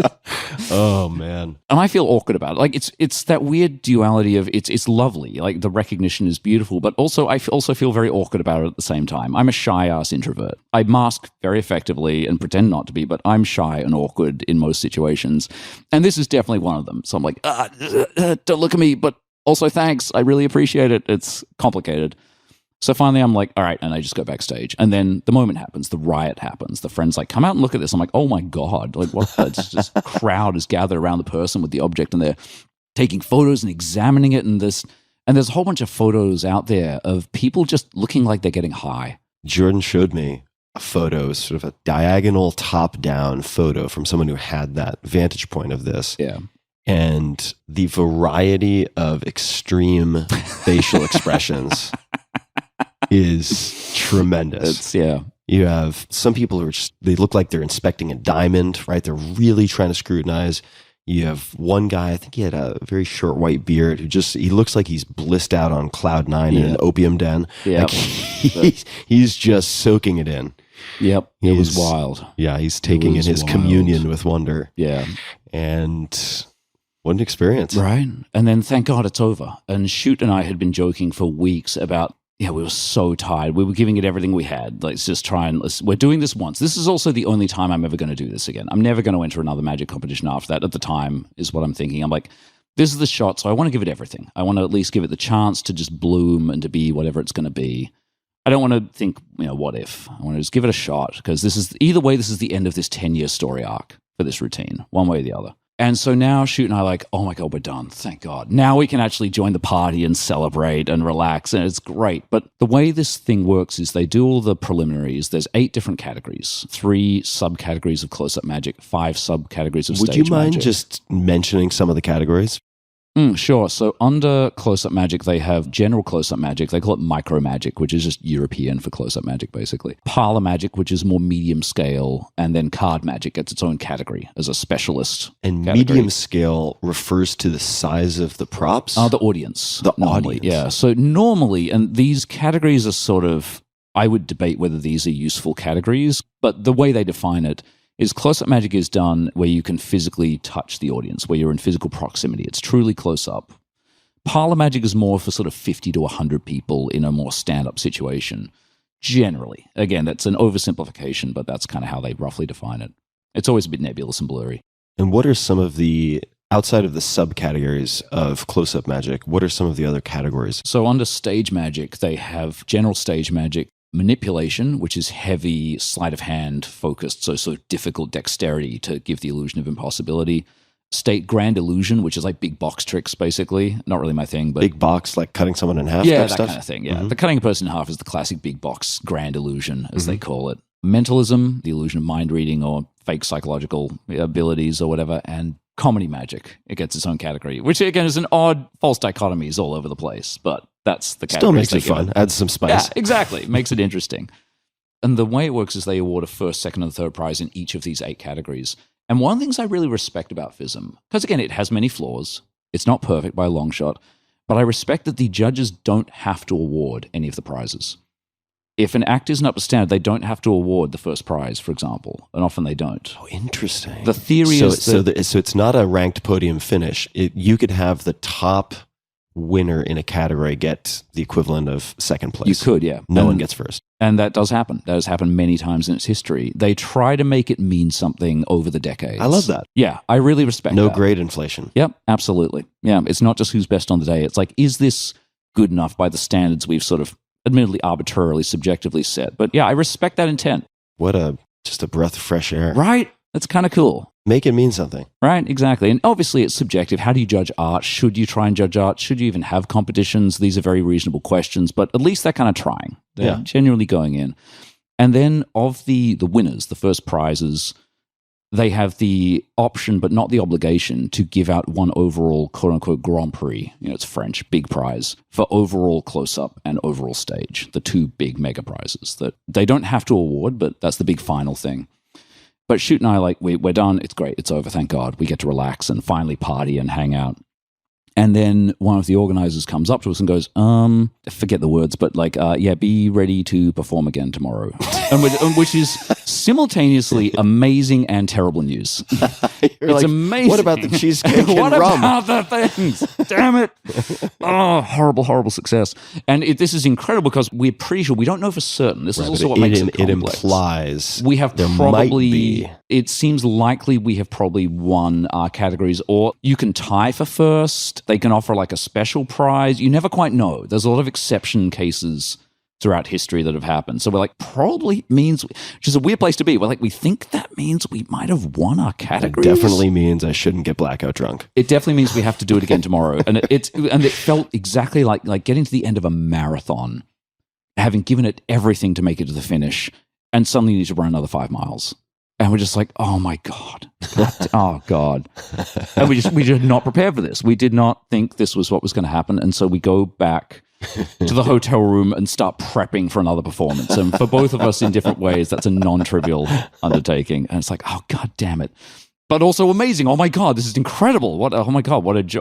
It's such a complex yin and yang of emotion. Yeah, the sort of Janus-faced blessing. Exactly. Oh yeah. And so we then get some sleep and get up the next day and go into preparation mode. And again, that day is its own insane story of all kinds of weird things went wrong. The first place winners all perform again, this time for all 12 judges. The close-up and stage judges join together to judge everything. So the close-ups haven't seen the stage thing. The stage judges haven't seen the close-ups. They're all now going to watch them and judge, are any of these acts worthy of the Grand Prix? And if so, which one for each? And 10 minutes before walking out for that performance, I am in the stairwell, the fire escape stairwell, in my t-shirt and jeans, not my suit, fixing a problem with one of the props that has gone wrong for reasons. It's a whole story. There are visual aids. It's a separate thing. And again, Dom and Ruben and VM never are not surprised because they're like, yeah, classic Coronel. It's always like this. I'm like, yeah, I wish that wasn't true, but it is. One day I'll be fully ready for a performance. One day it'll be great. And at that point, I'm thinking, if it comes down to it, I would rather walk out in my crappy t-shirt and jeans with a trick that works than in my nice stage suit with a trick that doesn't work. Luckily, we get both barely. So I walk out on stage fighting the trembles. Like I'm adrenaline soaked and haven't had time to get in the zone at all. But I do the thing. It goes okay. I'm freaking out, but holding it together. No one can tell. The tremor is very slight in the hand, but I keep it together. And the different person I bring up is amazed, and it works well. And I'm like, now it's over. Thank God. God damn. Now we're actually done. And so then there's a few hours while the judges deliberate, and then there's going to be the awards ceremony. And the awards ceremony is the first time we find out what actually happened. And it turns out that Shoot wins first prize in Parlor Magic, which is amazing and wonderful. And I tie for first in Close-Up Magic, in Micro Magic, which is incredible. Holy shit. I just wanted to make this thing real. And I was so happy back in 2009 to tie for third. Now, one day I'll get my own award. Like, I keep tying for things. It seems to be a running joke. And then we go back and sit in the audience with the trophies. And this is the first moment I've had in days, if not weeks, to pause for breath. I'm sitting there in the crowd amongst friends. And like Vincent, a guy from Australia, came second in Parlor Magic after Shoot, which is amazing. And Dom went there to do a stupid joke for a show he's working on and achieved it. And just everyone got some version of what they came for. And it's just beautiful. And all the other prize winners, I would call it worthy. Because sometimes someone wins, like, really? Is that who's the world champion of that? But it was all beautiful. It was just this beautiful moment. Everything was great. And I'm sitting there, and when there's 150 contestants or thousands in the preliminaries, you're like, anything could happen. You don't know. You're up against so many people. You don't even think about what the outcome's going to be. So much of it's, again, Epictetus, right? It's out of your control. But now I'm sitting there, and they're slow rolling the awards ceremony, and there's other announcements, and they announce the next one's going to be in Italy, and that's a whole thing, and they thank the sponsors, and they do the thing. I'm sitting there holding this first place trophy, and now thinking about, wait a minute, they're still going to announce the Grand Prix. And now, rather than 150 people or hundreds or thousands of people, it's down to 4 people. It's me, the guy I tied with, Shoot, and the card guy from France, I think. That's actually slightly embarrassing, wherever he's from. And when it's 1 in 4, that's something your brain can engage with. And I'm sitting there trying not to think about it. Because the internal dialogue is going, don't you do this to yourself, you son of a bitch. Don't you do it. This is what leads to disappointment. Don't you fucking think about it. Can we swear? Yes, you can swear. Don't you fucking do this to yourself. Don't you get your hopes up because you get disappointed. That is how that happens. Don't you do it. But then the brain goes, well, look, imagine you're a FISM judge. And you're thinking, okay, who do we give the Grand Prix to? And my brain was like, there was a riot. Something happened that's never happened before. And I'm like, shut up, internal voice. Shut the fuck up. Don't you do this. Don't get the hopes up. But this goes on for like 10 minutes, 20 minutes, and they're slow rolling this thing. And I'm there with this internal. I'd like to thank our bronze sponsor. And I'm there in this deep internal struggle of like, don't think about it, meditate, zen, remember the mindfulness, focus on the breath. But then the inner voice is like, but maybe. And I'm like, no. And I'm thinking about it because it's the first time I've had to catch my breath. And I am thinking about the last year and a half and the last 10 years and the last decades and this whole damn journey. And it becomes very clear to me over that half hour sitting there that if, as much as I try not to think about it at all, if they say my name, I realize I'm absolutely going to burst into tears. And I'm not a crier. I cry like once every year or two, like maybe. And I realized, oh yeah, there's no way. It's because I'm already like just at the memories of like what it had taken and how much, what it had cost and how much it had taken to walk this path and get to this point and how I never thought it would get anywhere, let alone here, let alone what I'm, despite myself thinking. And I realized, oh yeah, I'm just going to break down. And I realized in that moment that one thing that's always made me sad is when people cry, so often the first instinct is to hide or apologize.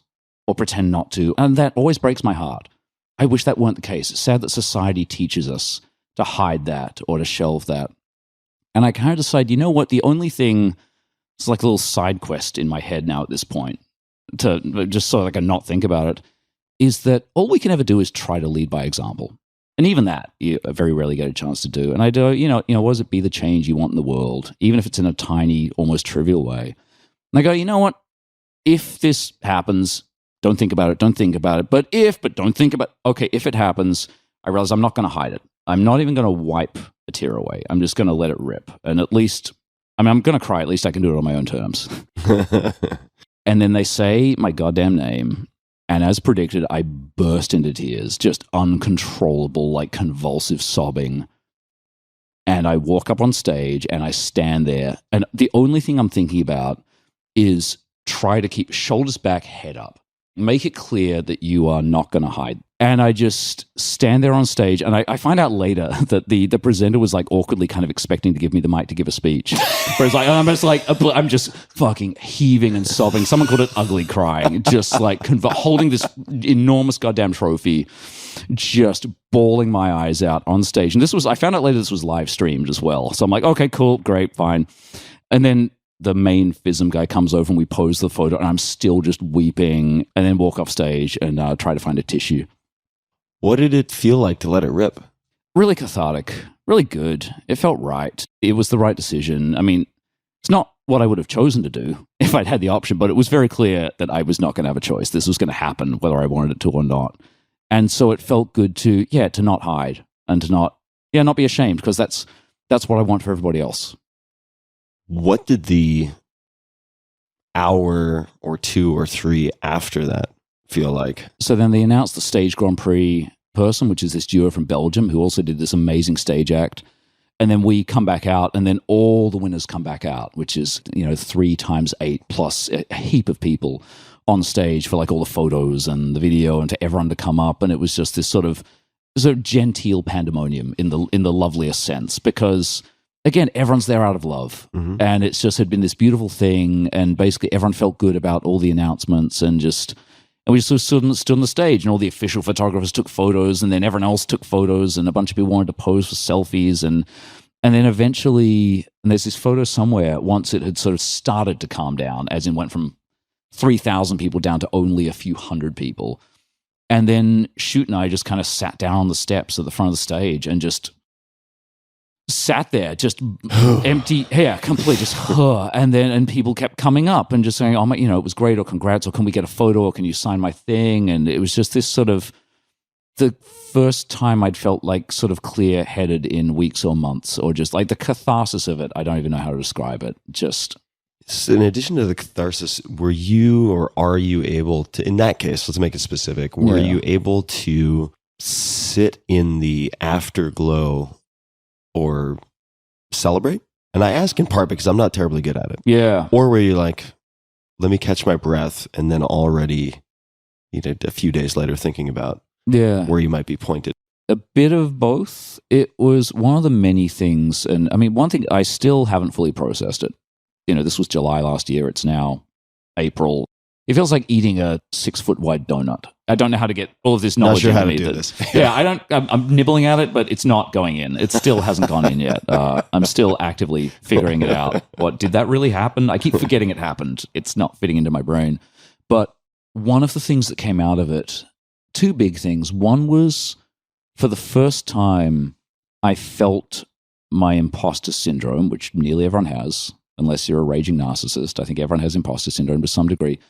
I felt it just pop like a soap bubble, just a delicate little, and felt free of it, which isn't the same as having an ego or anything, because not everything I do is good. But that demon on the shoulder that tells you, no, you suck, you're not good enough, that was finally a big enough event that even that demon got squashed by it and couldn't rebut.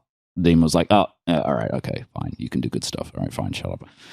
That was one. And the other thing was, it was the first time in my adult life since finishing high school that I felt like I could stop and catch a breath for a moment, because I'd never felt that before. I always felt like I hadn't proved myself, or I hadn't figured out a career, or I hadn't achieved the thing, or, there was always something to do. There was always that pressure, that forwards movement.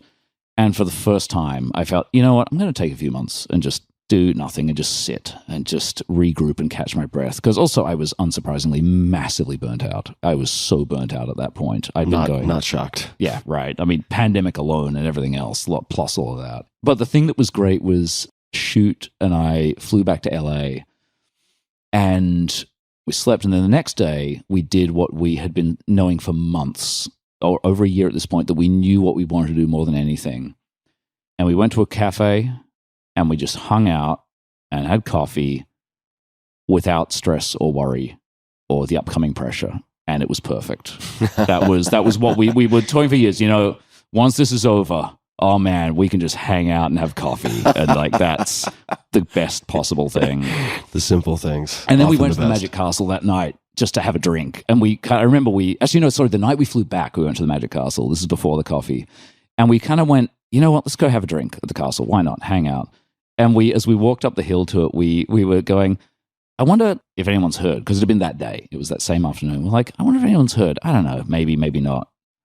And we walk in and everyone has heard. Like, it was all, everyone who works there, the people in the kitchen, like everybody had, like, it was the number one news. We're like, oh God.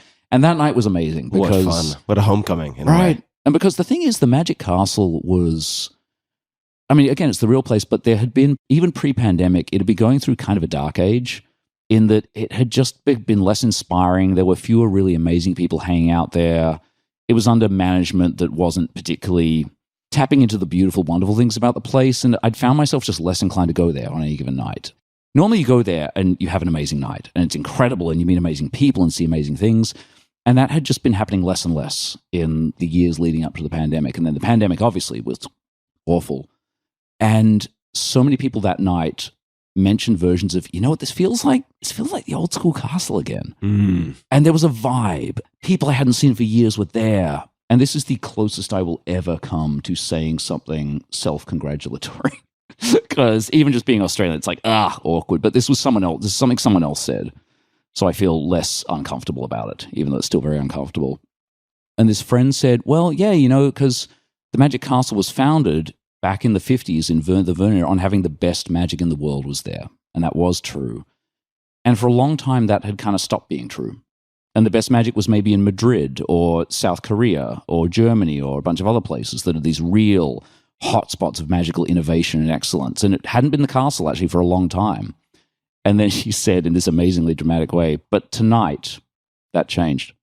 And I was like, oh, chills, tingles. And also I don't know how to handle the implied responsibility of that. I'm still kind of figuring that out. I don't know. I'm mostly just not thinking about it as much as I can. So you went to have a drink. What was your drink? I think I had a vodka lime and soda. It's the low-calorie option. trying to keep it together. Simple, trying to keep it together. If I'm not thinking about the calories, it's a French 75. What is a French 75? I think it's champagne, gin, lemon juice, and simple syrup. Sort of like a fancy Tom Collins. Cheat day. Yeah, exactly. Exactly. I have a long list of questions Break it that down. I would like to. Let's go. We'll see if we can answer them in less than an hour and a half each, unlike the last one. So, feeling lucky having started later with magic. Yeah. Why is that?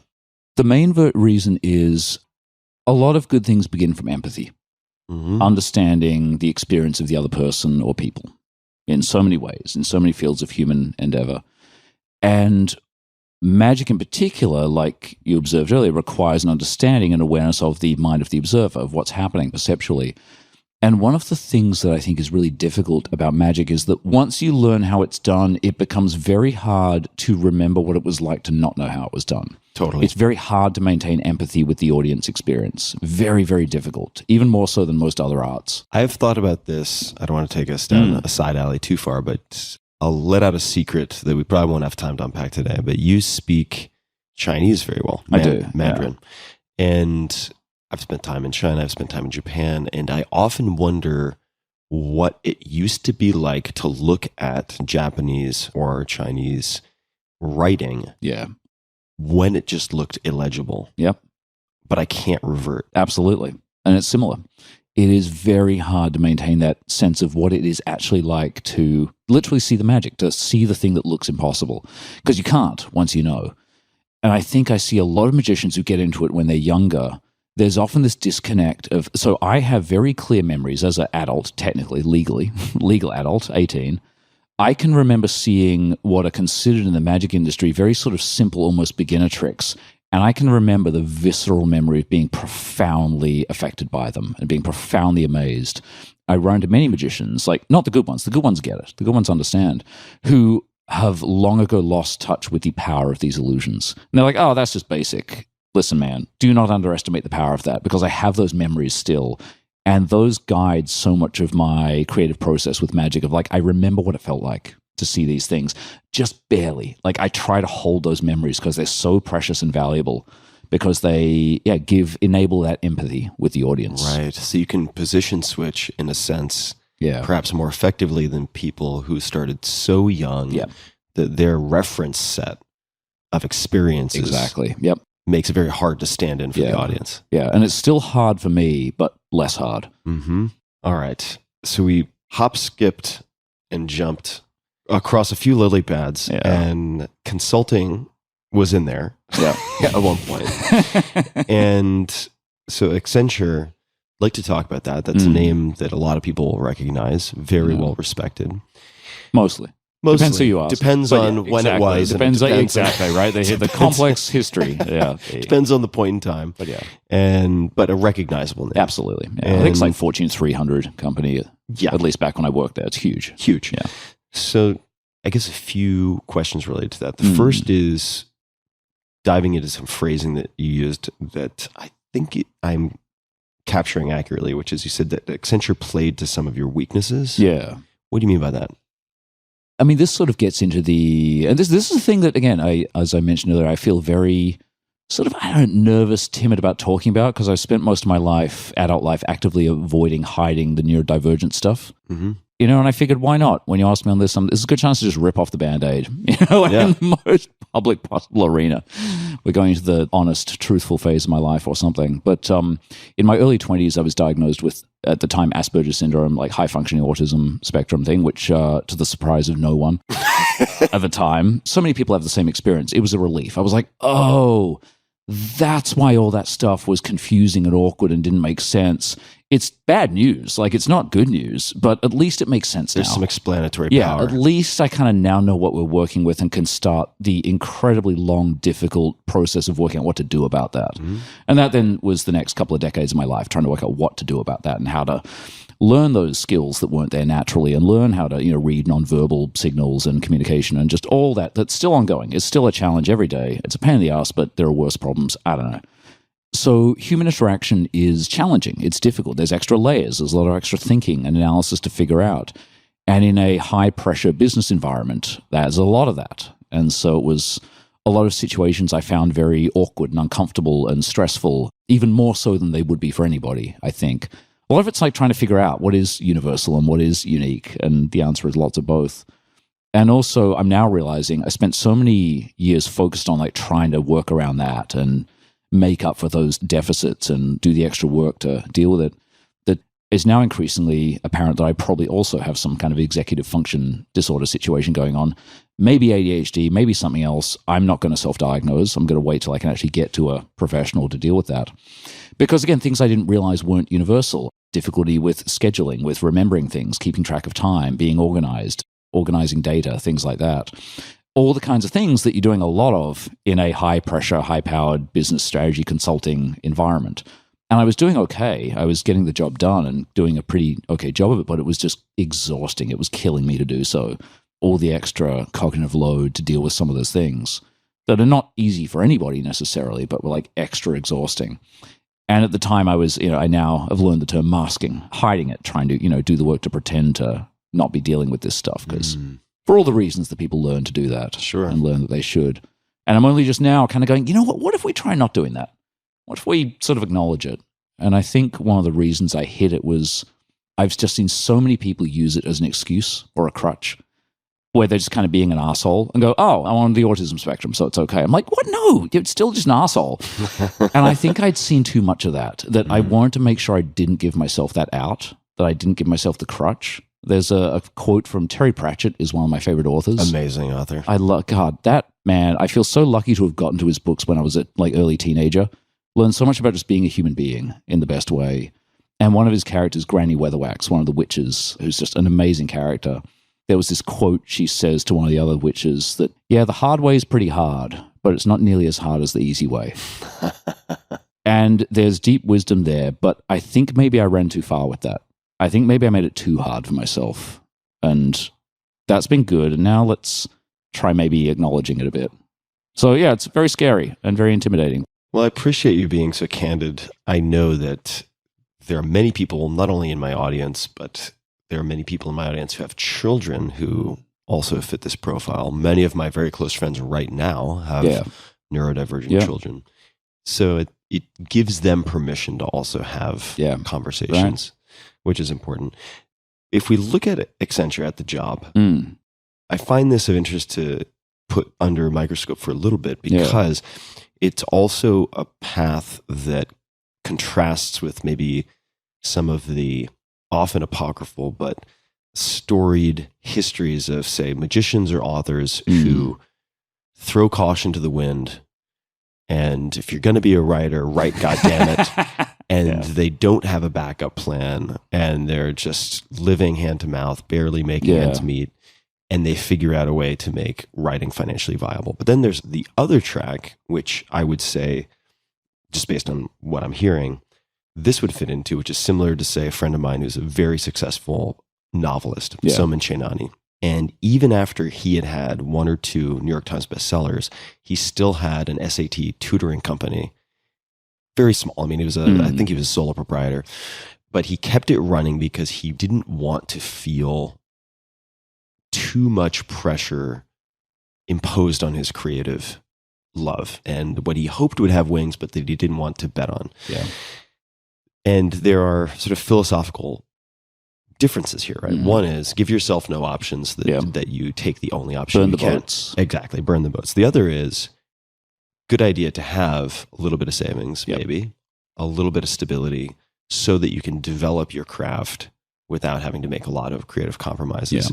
How did you feel during this process when you were basically Bruce Wayne by day, Batman by night, or on the weekends? It's a very generous analogy, but I'll take you know it. What? I'm feeling generous today.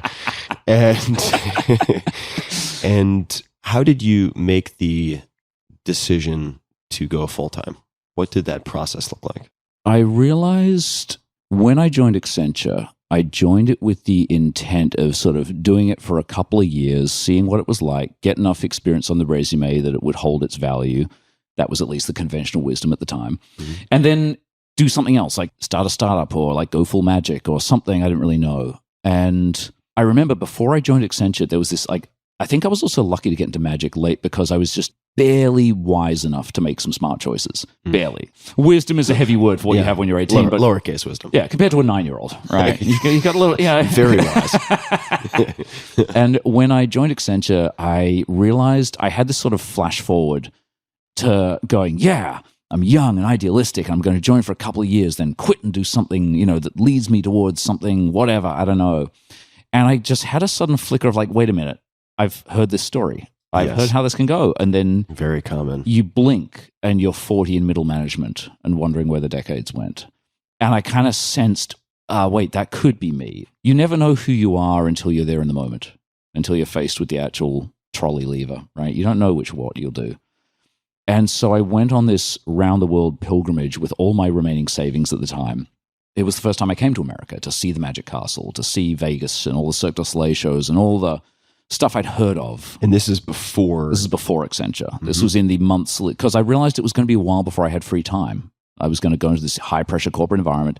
And I did it as kind of a almost creative pilgrimage to I thought it was like almost injecting inspiration into intravenously to kind of keep that fire burning. Stockpile some fire. Exactly. Hide my soul in my sock where they can't find it and drag it into the corporate drudgery. That was sort of the mindset at the time.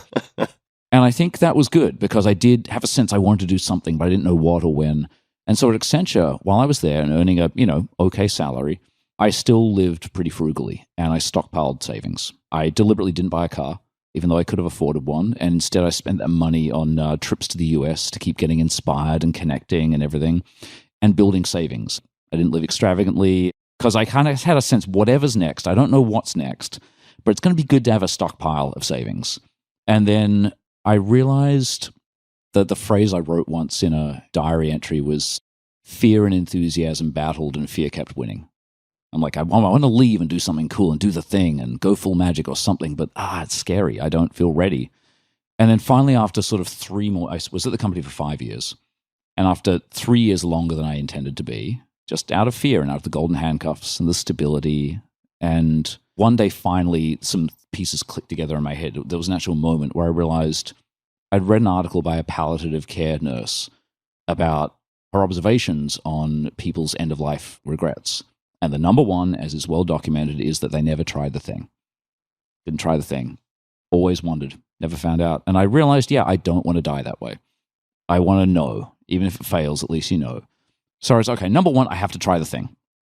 Number two, I'd been waiting until I felt ready. Enough savings, and enough like career contacts, enough good magic material or whatever.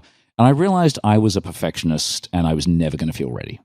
And so number three, if there's no right time, then sooner is better than later. And I started drafting my resignation letter. Like, it was one of those rare moments. Normally life doesn't work with these epiphanies, but that was one where it was. There was A, B, C. It was a simple equation. It was an algorithm. I'm like, yep, that logically checks out. All right, fuck, I guess I'm doing it. And in your mind, did you think to yourself something along the lines of the management or strategy consulting? It's like, okay, I'm going to do this for X number of years to accumulate A, B, and C, and then assess course or do the thing. Completely, absolutely. Right? And so with magic, did you have something similar? You're like, okay, I'm not going to leave this open-ended. I'm going to, say, travel to LA. I'm going to be in the thick of things. I'm going to give it 6 months or 12 months and then reassess? Or was it like, okay, come hell or high water? It was something in between the two. It definitely wasn't the former. There was no plan. I just went for it.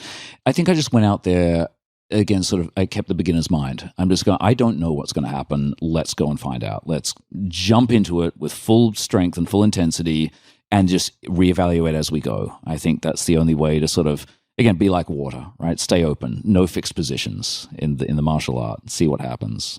And it basically didn't work, which is the weird twist. My full-time job was magic for the next 10 years, and I would say I failed at it. I mostly lived off those savings. I was earning money, but not enough. The savings were dwindling. And most of those years, safe space, no one else is listening. It's fine. It's just us, Tim. For that 10 years, I mostly earned poverty line or below income for those 10 years. It was hard because the tragedy is what gets financial success is not artistic ability. It's networking, client relationship management, negotiating, et cetera, et cetera. So those business skills, that replying to emails in a timely manner.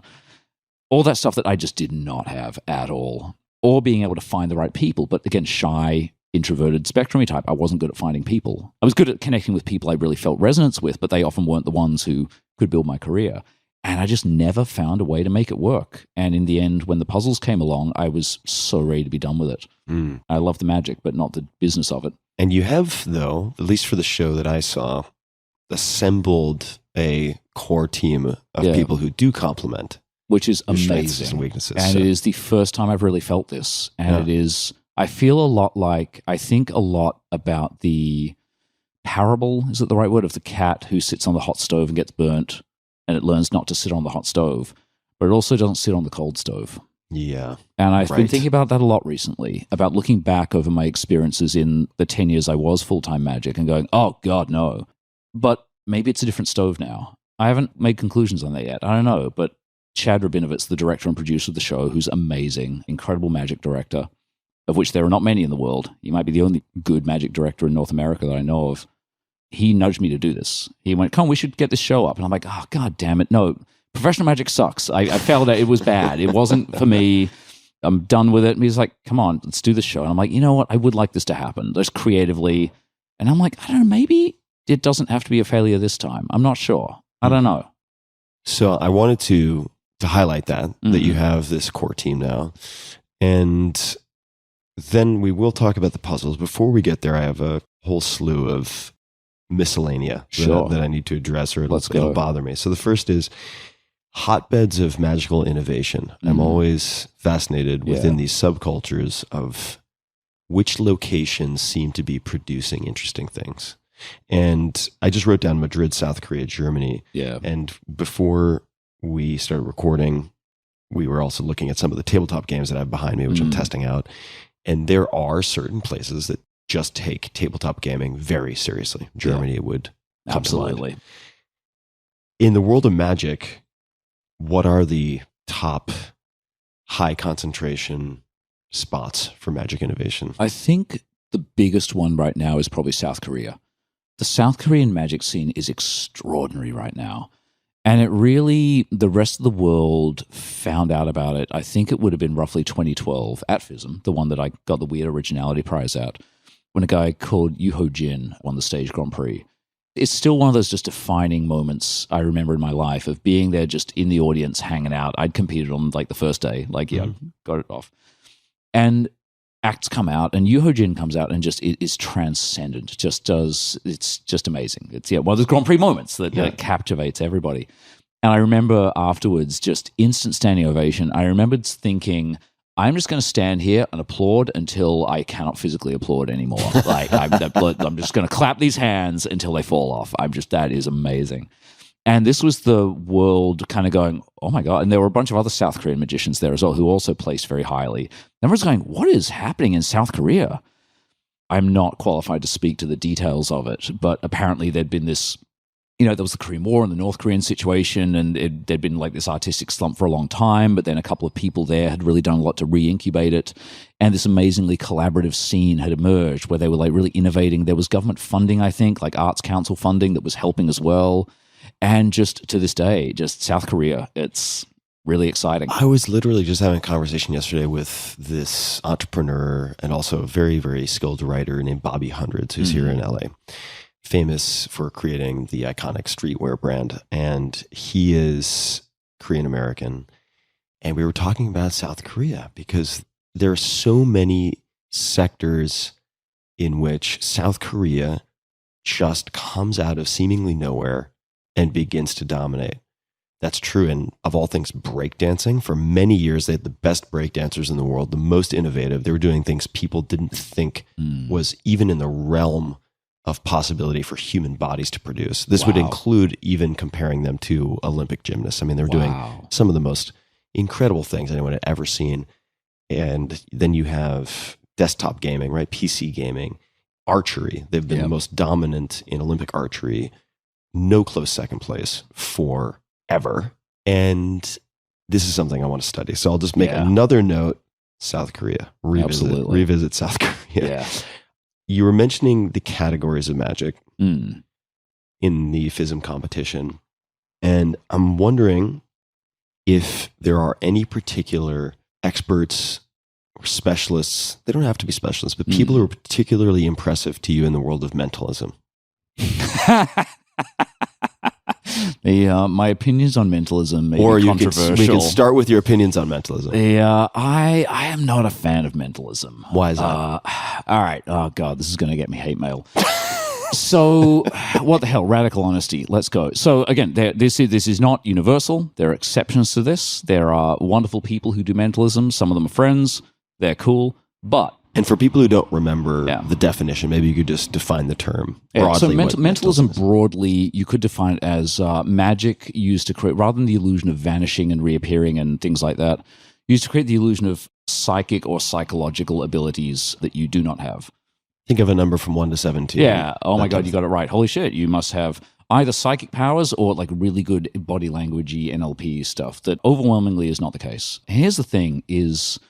oh boy! Oh, this is really gonna piss some people off. But can't please everyone. You really can't. Here's the thing. One of the things I realized back when I first got into magic, I was really intrigued by mentalism because how would you not be? It's compelling. It's powerful. It gets a reaction. Of course, you feel like many of the things that draw you to it. But I eventually realized that I've always held the golden rule: do as you would be done by. Ethic of reciprocity. Doesn't always work because people are different, but it's a pretty good place to start from. And I remembered way back seeing a magician as a teenager and being amazed by something and going, oh, how did you do that? It's a natural, healthy, scientific question. And getting like a glib, dismissive reply. And I was like, this guy's an asshole. I felt dismissed. I didn't feel good. And so when finding myself on the other side of that interaction, I take it very seriously. And I realized that the things I do magically, personally, are all things where if someone goes, how did you do that? I have to hide the method to keep it amazing, but I can go, it's a combination of sleight of hand and misdirection and a bunch of other complicated things to create the illusion of a thing that definitely didn't happen. The coin didn't actually disappear. I did a bunch of complicated shit to make it look like it disappeared. And that is the truth. That is the literal truth of what happened. So you can give them a lot of the truth without ruining it. I don't know if this is too much of a reveal. We can take it out if you want, but you do a fair amount of this in Glitches in Reality. Yeah.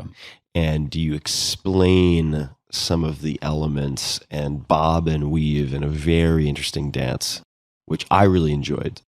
And it is very much doing as I would be done by. Right. That is how I would like to be treated by So a you show. can do that with what you do. Yeah. And also, if people do, say, find out the actual method, all of them, I think, stand up as, yeah, that's intriguing. That I'm proud of it. I'm not going to be ashamed by the revelation of the truth. It's not like, oh, no, I'm ruined. I'm a fraud now. Yeah, I did what I claimed to do. We did clever, complicated, sneaky stuff.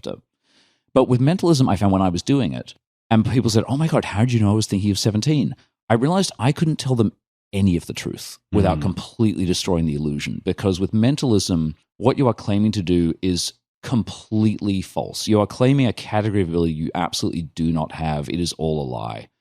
You know, like 1%, yeah, maybe sometimes you kind of take a guess and read a bit of body language, but that's like 1% of it maybe. And I just didn't feel comfortable with that because I also realized doing magic, I meet people through, I've met you through magic. We literally met at a show. And I realized if I was doing a mentalism show, you would be impressed by me doing things that I absolutely cannot do. And the foundation of our relationship would be based on a lie. And I realized I didn't want to live that way. If I meet friends or in a dating context or whatever, I don't want our relationship to be based on a fundamental miscategorization of my art craft job abilities. And I think, again, exceptions, I think you kind of have to be a bit of a sociopath to be okay with that. And again, or have not really thought it through.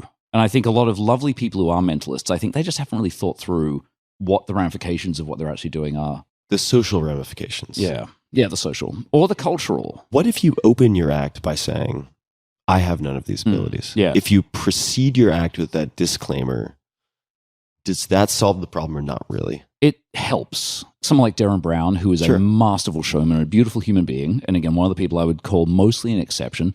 But the problem is, I think it doesn't quite solve like his it. show Miracle, right? Oh, God, yeah. As an example. Darren's amazing. Like, incredible inspiration. But like, even Darren, who goes out of his way to kind of be a servant of the truth, I don't think there's any disclaimer strong enough because the illusions are so powerful and so compelling that people are still going to go, oh, yeah, the disclaimer's fake. Oh, obviously, you have some kind of actual powers and these things are actually possible and real, and they're just not. And it just makes me uncomfortable. I don't know. I'm not going to say mentalism's evil or anything. Don't have Come on, I need my but headline on YouTube. Yeah, right. I'm kidding.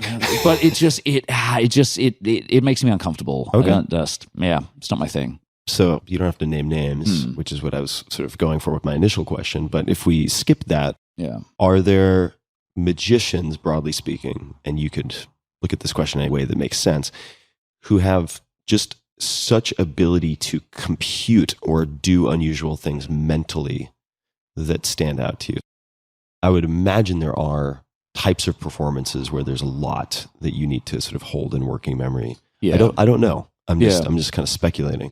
Put it this way, I'm probably paraphrasing as best I can. Teller from Penn Teller, who is an extraordinarily brilliant performer and person, talks about the fact that often the method to a lot of magic is just that no one would ever imagine you went to as much effort as you actually did to do a thing. Mm-hmm. Half the times the secrets are hidden by there being so off the scale, crazy extent of effort and work that it wouldn't even occur to someone. And sometimes something you watch all the time is people will see a magic trick and often guess the method correctly and then talk themselves out of it, going, maybe he whatever.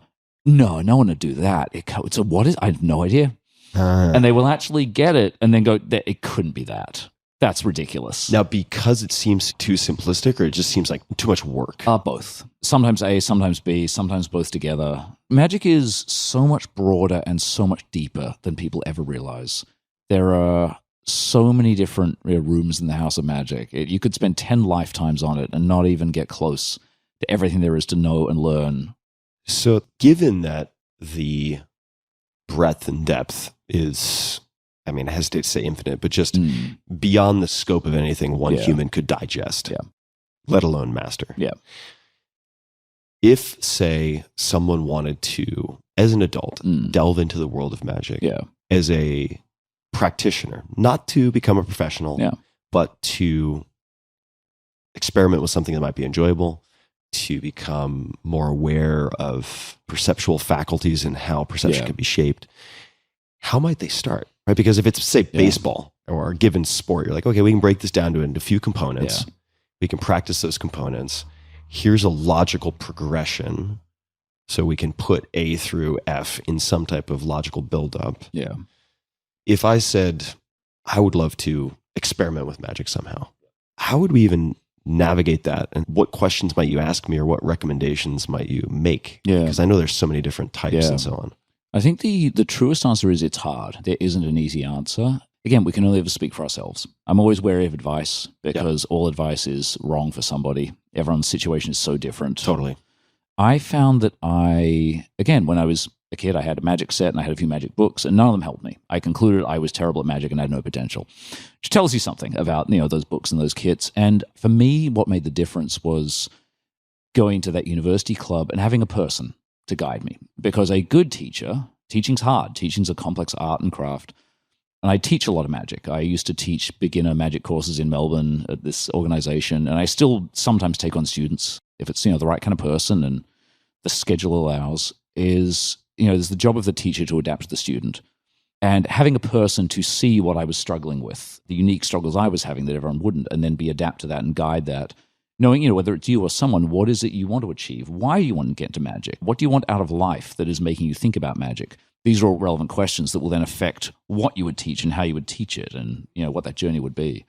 Yeah, I would say it's the pervasive ADD, meaning awe deficiency disorder, that I think humans suffer from increasingly. This like despondent nihilism, where there is severe deficiency in moments of awe. And the ability to conjure that simply, or maybe not simply, but both in learning the skill myself, but also to provide those moments, even if it's just for kids who maybe aren't going to discern what I'm doing as easily as an adult. That's fine. I mean, I don't want to perform at birthday parties, so maybe it makes sense for me to practice for adults.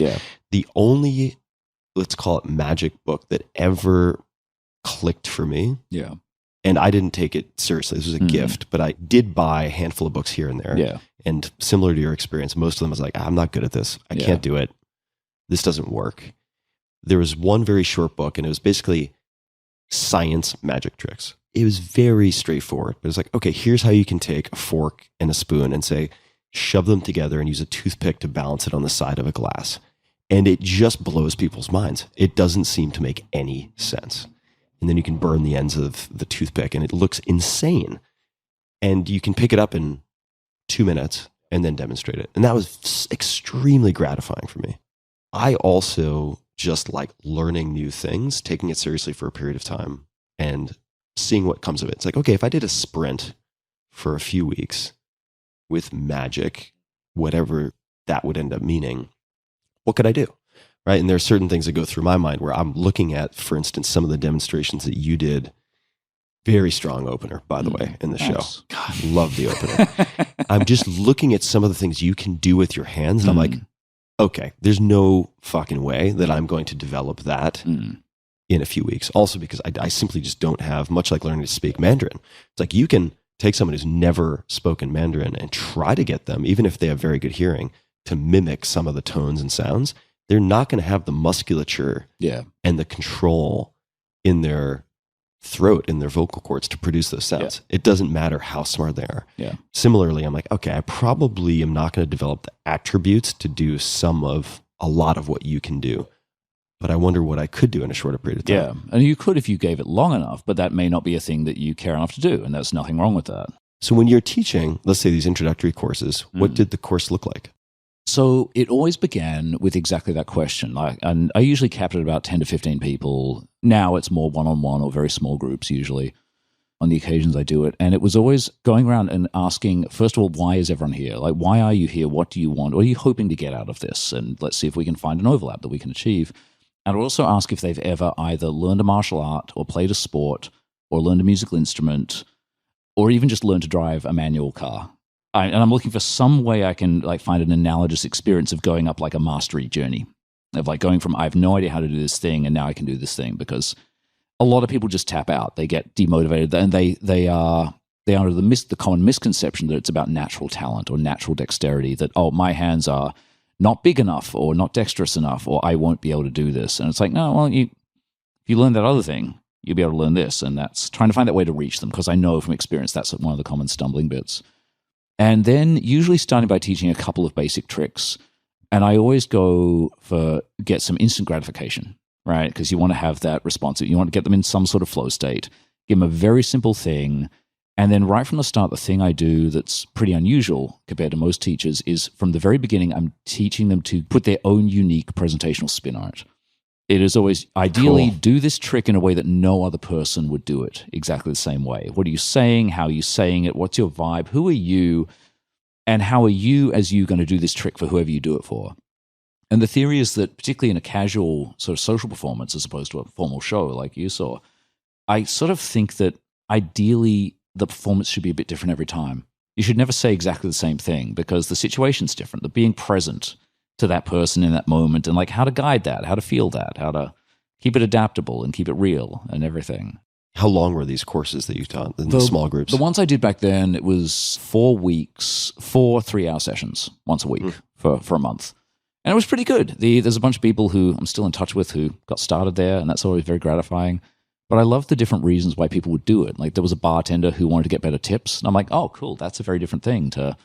That's cool. That's a great use case. Yeah. There was a woman in her 70s who was developing arthritis and wanted like something to do with her hands as more fun occupational therapy. Great. That's a totally different objective that we'll teach to very differently. There was an author who was working on a novel. He was a published author, legit, who wanted to research for a magician character and wanted to make sure he actually understood the source material. And I'm like, I respect that. Good for you. Like actually want to know what you're talking about. Doesn't matter if he like gets the sleight of hand down. He just needs to understand and be present. I'm like, this is great. These are all wonderful reasons that we can feed to all of these.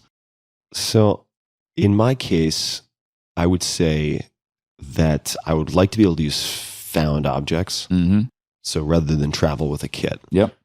Very relatable and I sort of like the understandable. dinner with the toothpick and the silverware. It's like, I can do that anywhere. Yeah. It feels more organic. It's more relatable. Yeah. And it could be, I mean, this isn't magic, but like I had a friend who was incredibly good at turning paper napkins into like roses and all sorts of stuff. And it was wonderful because it traveled with him. Yep. He could do it anywhere. The question I have next, I suppose, because you mentioned kind of lead into this with what you just said, are there any films or books that relate to magic in some way that you like or that magicians like? And the reason I ask is because I'm sure there are a ton that you do not like. Oh, yeah. And I have one friend who's an extremely high level professional drummer. I loved the movie Whiplash. Yeah. He can't watch it though because there are all these technical aspects that they took a lot of creative license with. So are there any movies, docs, books, anything that comes to mind? Absolutely. There's a few because an interesting one, because you've got to start with the very famous one, The Prestige is interesting because I would rate its magic accuracy as extremely low, but it's a good movie. Yeah. I like the movie. Yeah. A couple of things that actually gets pretty good, but mostly very, like, they never kill the doves in the cages, the whole twins thing.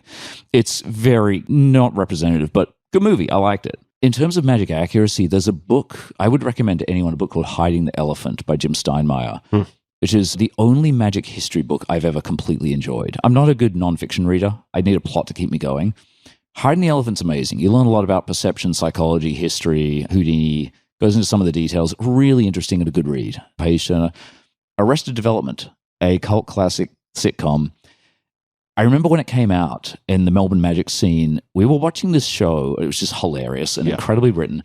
And there's Joe Bluth, the magician character, who plays this awful, awful magician parody character.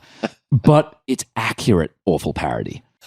And that's not normally the case. Like Burt Wonderstone, for example, it's, again, good movie, not accurate for magic. Like it's this whimsical, silly thing. Oh, fine. Joe Bluth, whoever wrote this knows the magic industry. Like it's too on the nose. Like it's kind of like when musicians talk about Spinal Tap, and them getting lost backstage, and not being able to get through the curtains. They're like, all right, this person knew. Yeah, Joe Bluth, Arrested Development is that for magic. It's so dead on. Like the Gothic Castle is a perfect parody of the Magic Castle.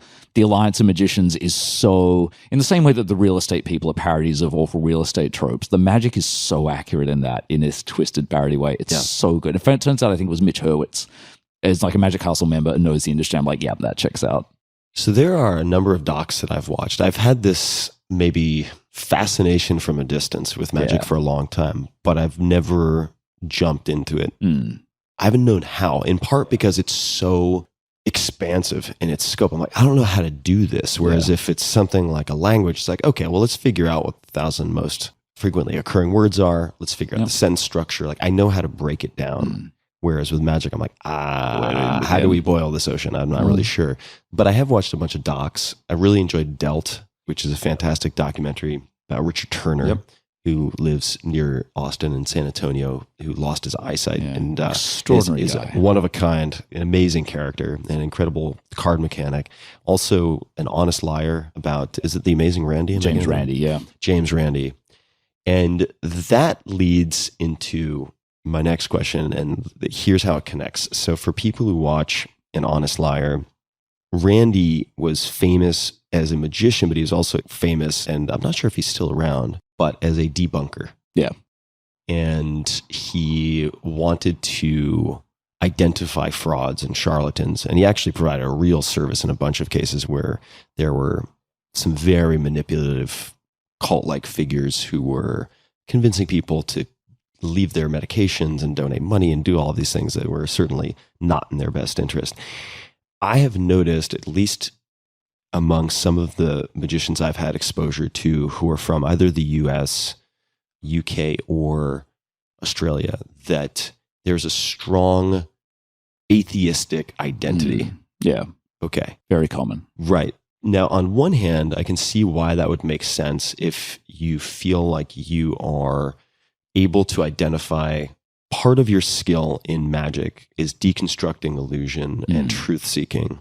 But are there religious magicians out there? There must have been at some point. Yeah. There still are. Yep. And the reason that I'm curious, is it almost a prerequisite to have an atheistic, or at the very least agnostic stance to be accepted by magicians now? Yeah. If they're from a sort of secular Western frame. The short answer, there absolutely are religious magicians. And much like any demographic trend, it's a huge spectrum of someone who's, a chill, observant, Quaker or whatever who does magic, all the way up to someone who's an evangelical, whatever, who uses magic in their sermons and everything in between. And again, this is not my area. I'm not really highly qualified to speak to it, but if you ever want a fascinating Google rabbit hole, just Google gospel magic. Gospel magic. As a genre. And there is a genre of magic that is, products and books and things are released for about how to use magic with religious themes to communicate religious concepts. And it is fascinating. Without placing any value judgment either way on that, it is an eye-opening little niche that exists. Again, magic is broad and deep. There is so much more in there than you can imagine. Jigsaw puzzles. Yeah. How on earth do we get to jigsaw puzzles? While struggling to be a professional magician and work out how to make a living and pay my rent and afford healthcare in America and all those things, and struggling really badly, I realized that also it really hit me that with magic, even the best case, you become David Copperfield or Penn Teller or whoever, Shin Lim, you're crushing it, your shows are successful. It hit me that I realized I don't enjoy doing the same thing day in, day out.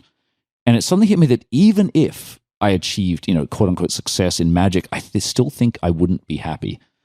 And that was a really confronting realization. Yeah, totally. And also, I was reading a lot of, passive income is good, trying to work out my long-term financial future, how to learning more about business theory and everything else.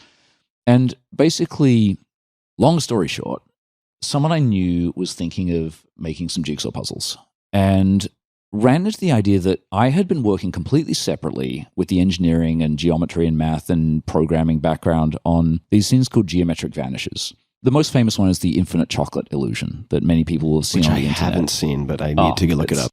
Look it up, infinite chocolate illusion. It's great. You chop up a block of chocolate and rearrange the pieces, and it looks like you remove a piece, but the block is still intact. It's a really delightful, very clever little geometric illusion.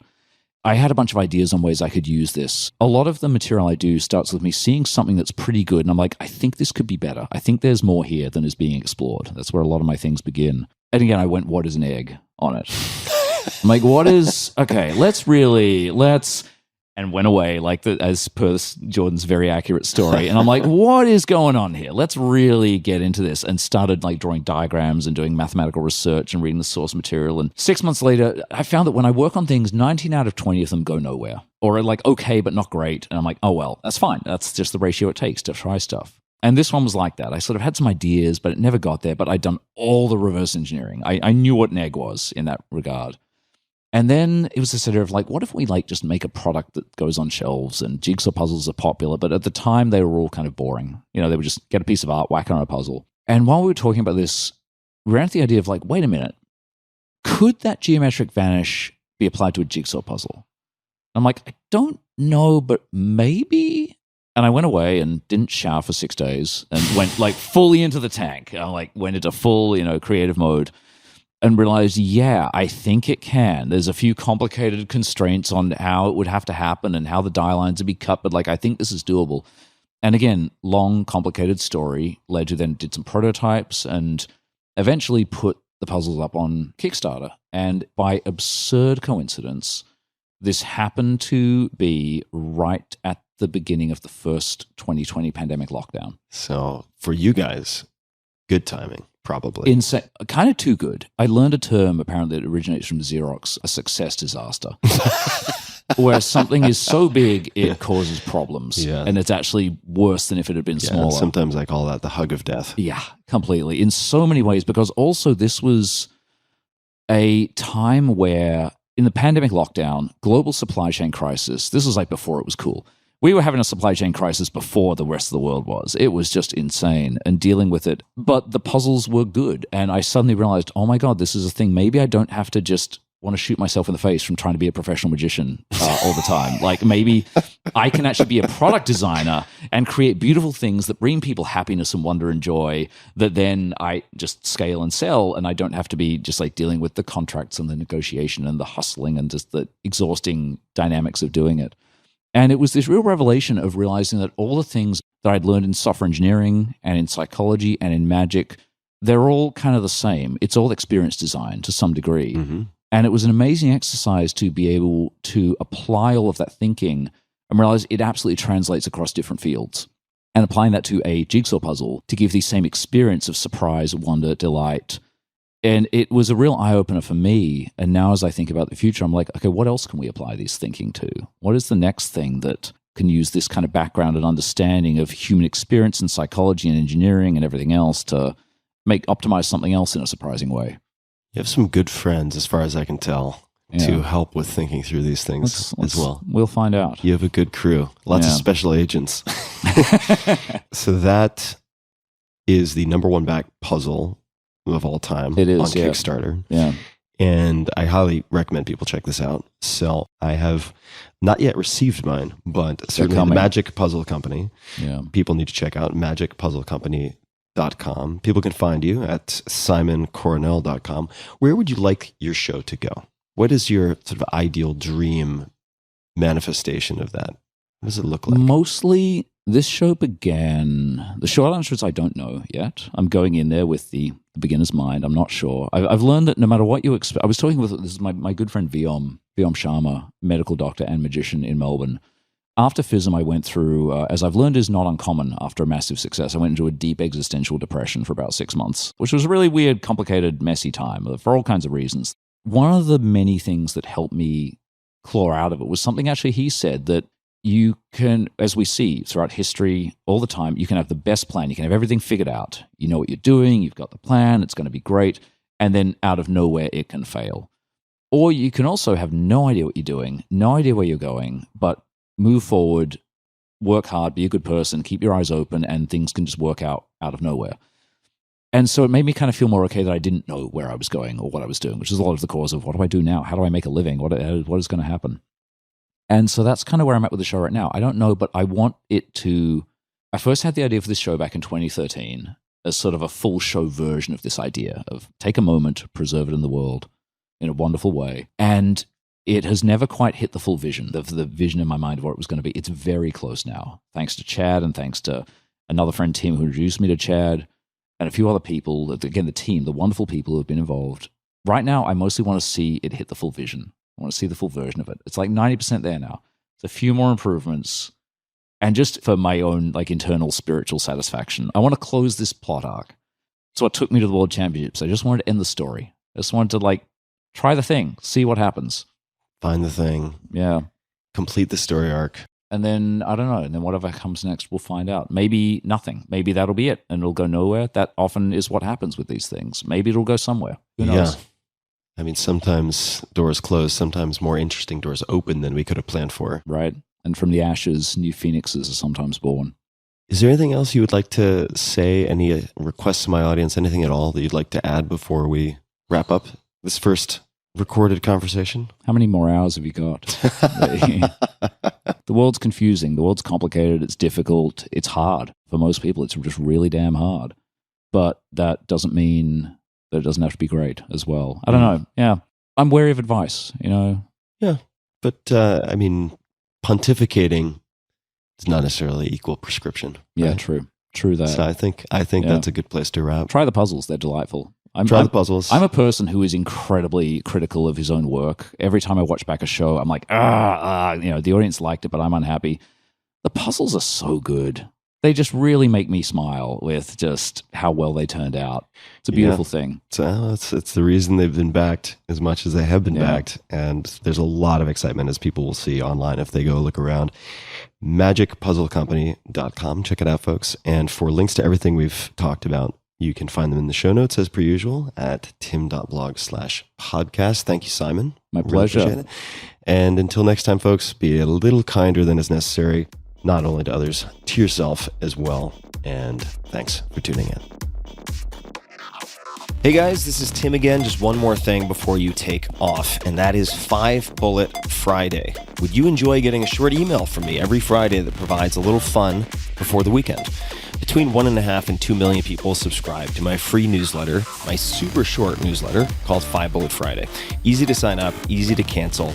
It is basically a half page that I send out every Friday to share the coolest things I've found or discovered or have started exploring over that week. It's kind of like my diary of cool things. It often includes articles I'm reading, books I'm reading, albums perhaps, gadgets, gizmos, all sorts of tech tricks and so on that get sent to me by my friends, including a lot of podcast guests. And these strange esoteric things end up in my field, and then I test them, and then I share them with you. So if that sounds fun, again, it's very short, a little tiny bite of goodness before you head off for the weekend, something to think about. If you'd like to try it out, just go to tim.blog/Friday. Type that into your browser, tim.blog/Friday. Drop in your email, and you'll get the very next one. Thanks for listening. This episode is brought to you by Allbirds. It is summer 2023, finally, and this is the summer to explore. I'm about to do that myself, and I'm looking at the floor in front of me, literally 3 feet away. What do I have? I have my Allbirds. So before you set foot out the door, set foot in the ultimate travel shoes from Allbirds. Super comfortable and sustainable shoes. Allbirds are versatile enough to go with any outfit, durable enough to wear on any terrain, and lightweight enough to make packing a breeze. Plus, the Tree Dashers, Runners, Pipers, and other Allbirds tree shoes are made from insanely comfortable, breezy eucalyptus fiber. They're the only shoes your suitcase needs. I am speaking from experience here. I've been wearing Allbirds for the last several months, and I've been alternating between 2 pairs. I'm traveling with them right now. I started with the Tree Runners in marine blue, in case you're curious, and now I'm wearing the Tree Dashers, and the Tree Dashers are my current daily driver. I wear them for everything. They're easy to slip on, easy to tie. Everything about them is just easy, simple. I stick with the blue hues, and the Dashers in this case are in buoyant blue. The color pops. I've received a ton of compliments, but putting the color aside, the Tree Dasher is an everyday running and walking shoe that's also great for light workouts. It's super comfortable, and I've been testing it on long walks in Austin. I've also been testing it on the trails and pavement in places like New Zealand. Get in vacation mode before you even leave the house with Allbirds. Find your perfect pair at allbirds.com today and use code TIM, that's T-I-M, for free socks. Just add them to your shopping cart with a purchase of $48 or more. That's Allbirds, ALLBIRDS.com, and code TIM, T-I-M. Check it out. This episode is brought to you by AeroPress. I love AeroPress. With more than 45,000 5-star reviews and customers in more than 60 countries, it might be the highest rated coffee maker on the planet. Let's rewind just a bit, because back in 2010, 2011, I tested the entire gamut of coffee brewing and filtering options alongside a former barista world champion. This was for research for the 4-Hour Chef. that concluded with a statement that the AeroPress was, quote, bar none, my favorite brewing method, end quote. I even mentioned it and made a cup of coffee on Late Night with Jimmy Fallon using the AeroPress. Here is the backstory. Remember the Aerobi, the amazing UFO-like disc that you could throw farther than a football field? Alan Adler, a mechanical engineer and Stanford University lecturer, created that. Then, after conquering the 1980s toy market, he began to obsess over one thing: coffee. The result was the AeroPress, which debuted in 2006. It was quickly adopted by the specialty coffee community, and it became so popular with the barista community that someone in Oslo, Norway started a World AeroPress Championship. Because the AeroPress combines the best of three brewing methods, you get a cup that is full-bodied like a French press, smooth and complex as if you were using a pour-over method, and rich in flavor like espresso. Best of all, it's super small. You can pack it in your bag when you travel. It takes literally 5 seconds to clean. It is all practical, no fuss, and you don't have to drink mediocre coffee at your office or Airbnb. And now they have a new extra large version called XL that serves 2 times as much coffee as the original AeroPress. Pick one up at aeropress.com/Tim for a fraction of the cost of a fancy machine. That's aeropress.com/Tim. And my listeners, that's you guys, can get 15% off. Just use the link aeropress.com/Tim. One more time, that's aeropress.com/Tim.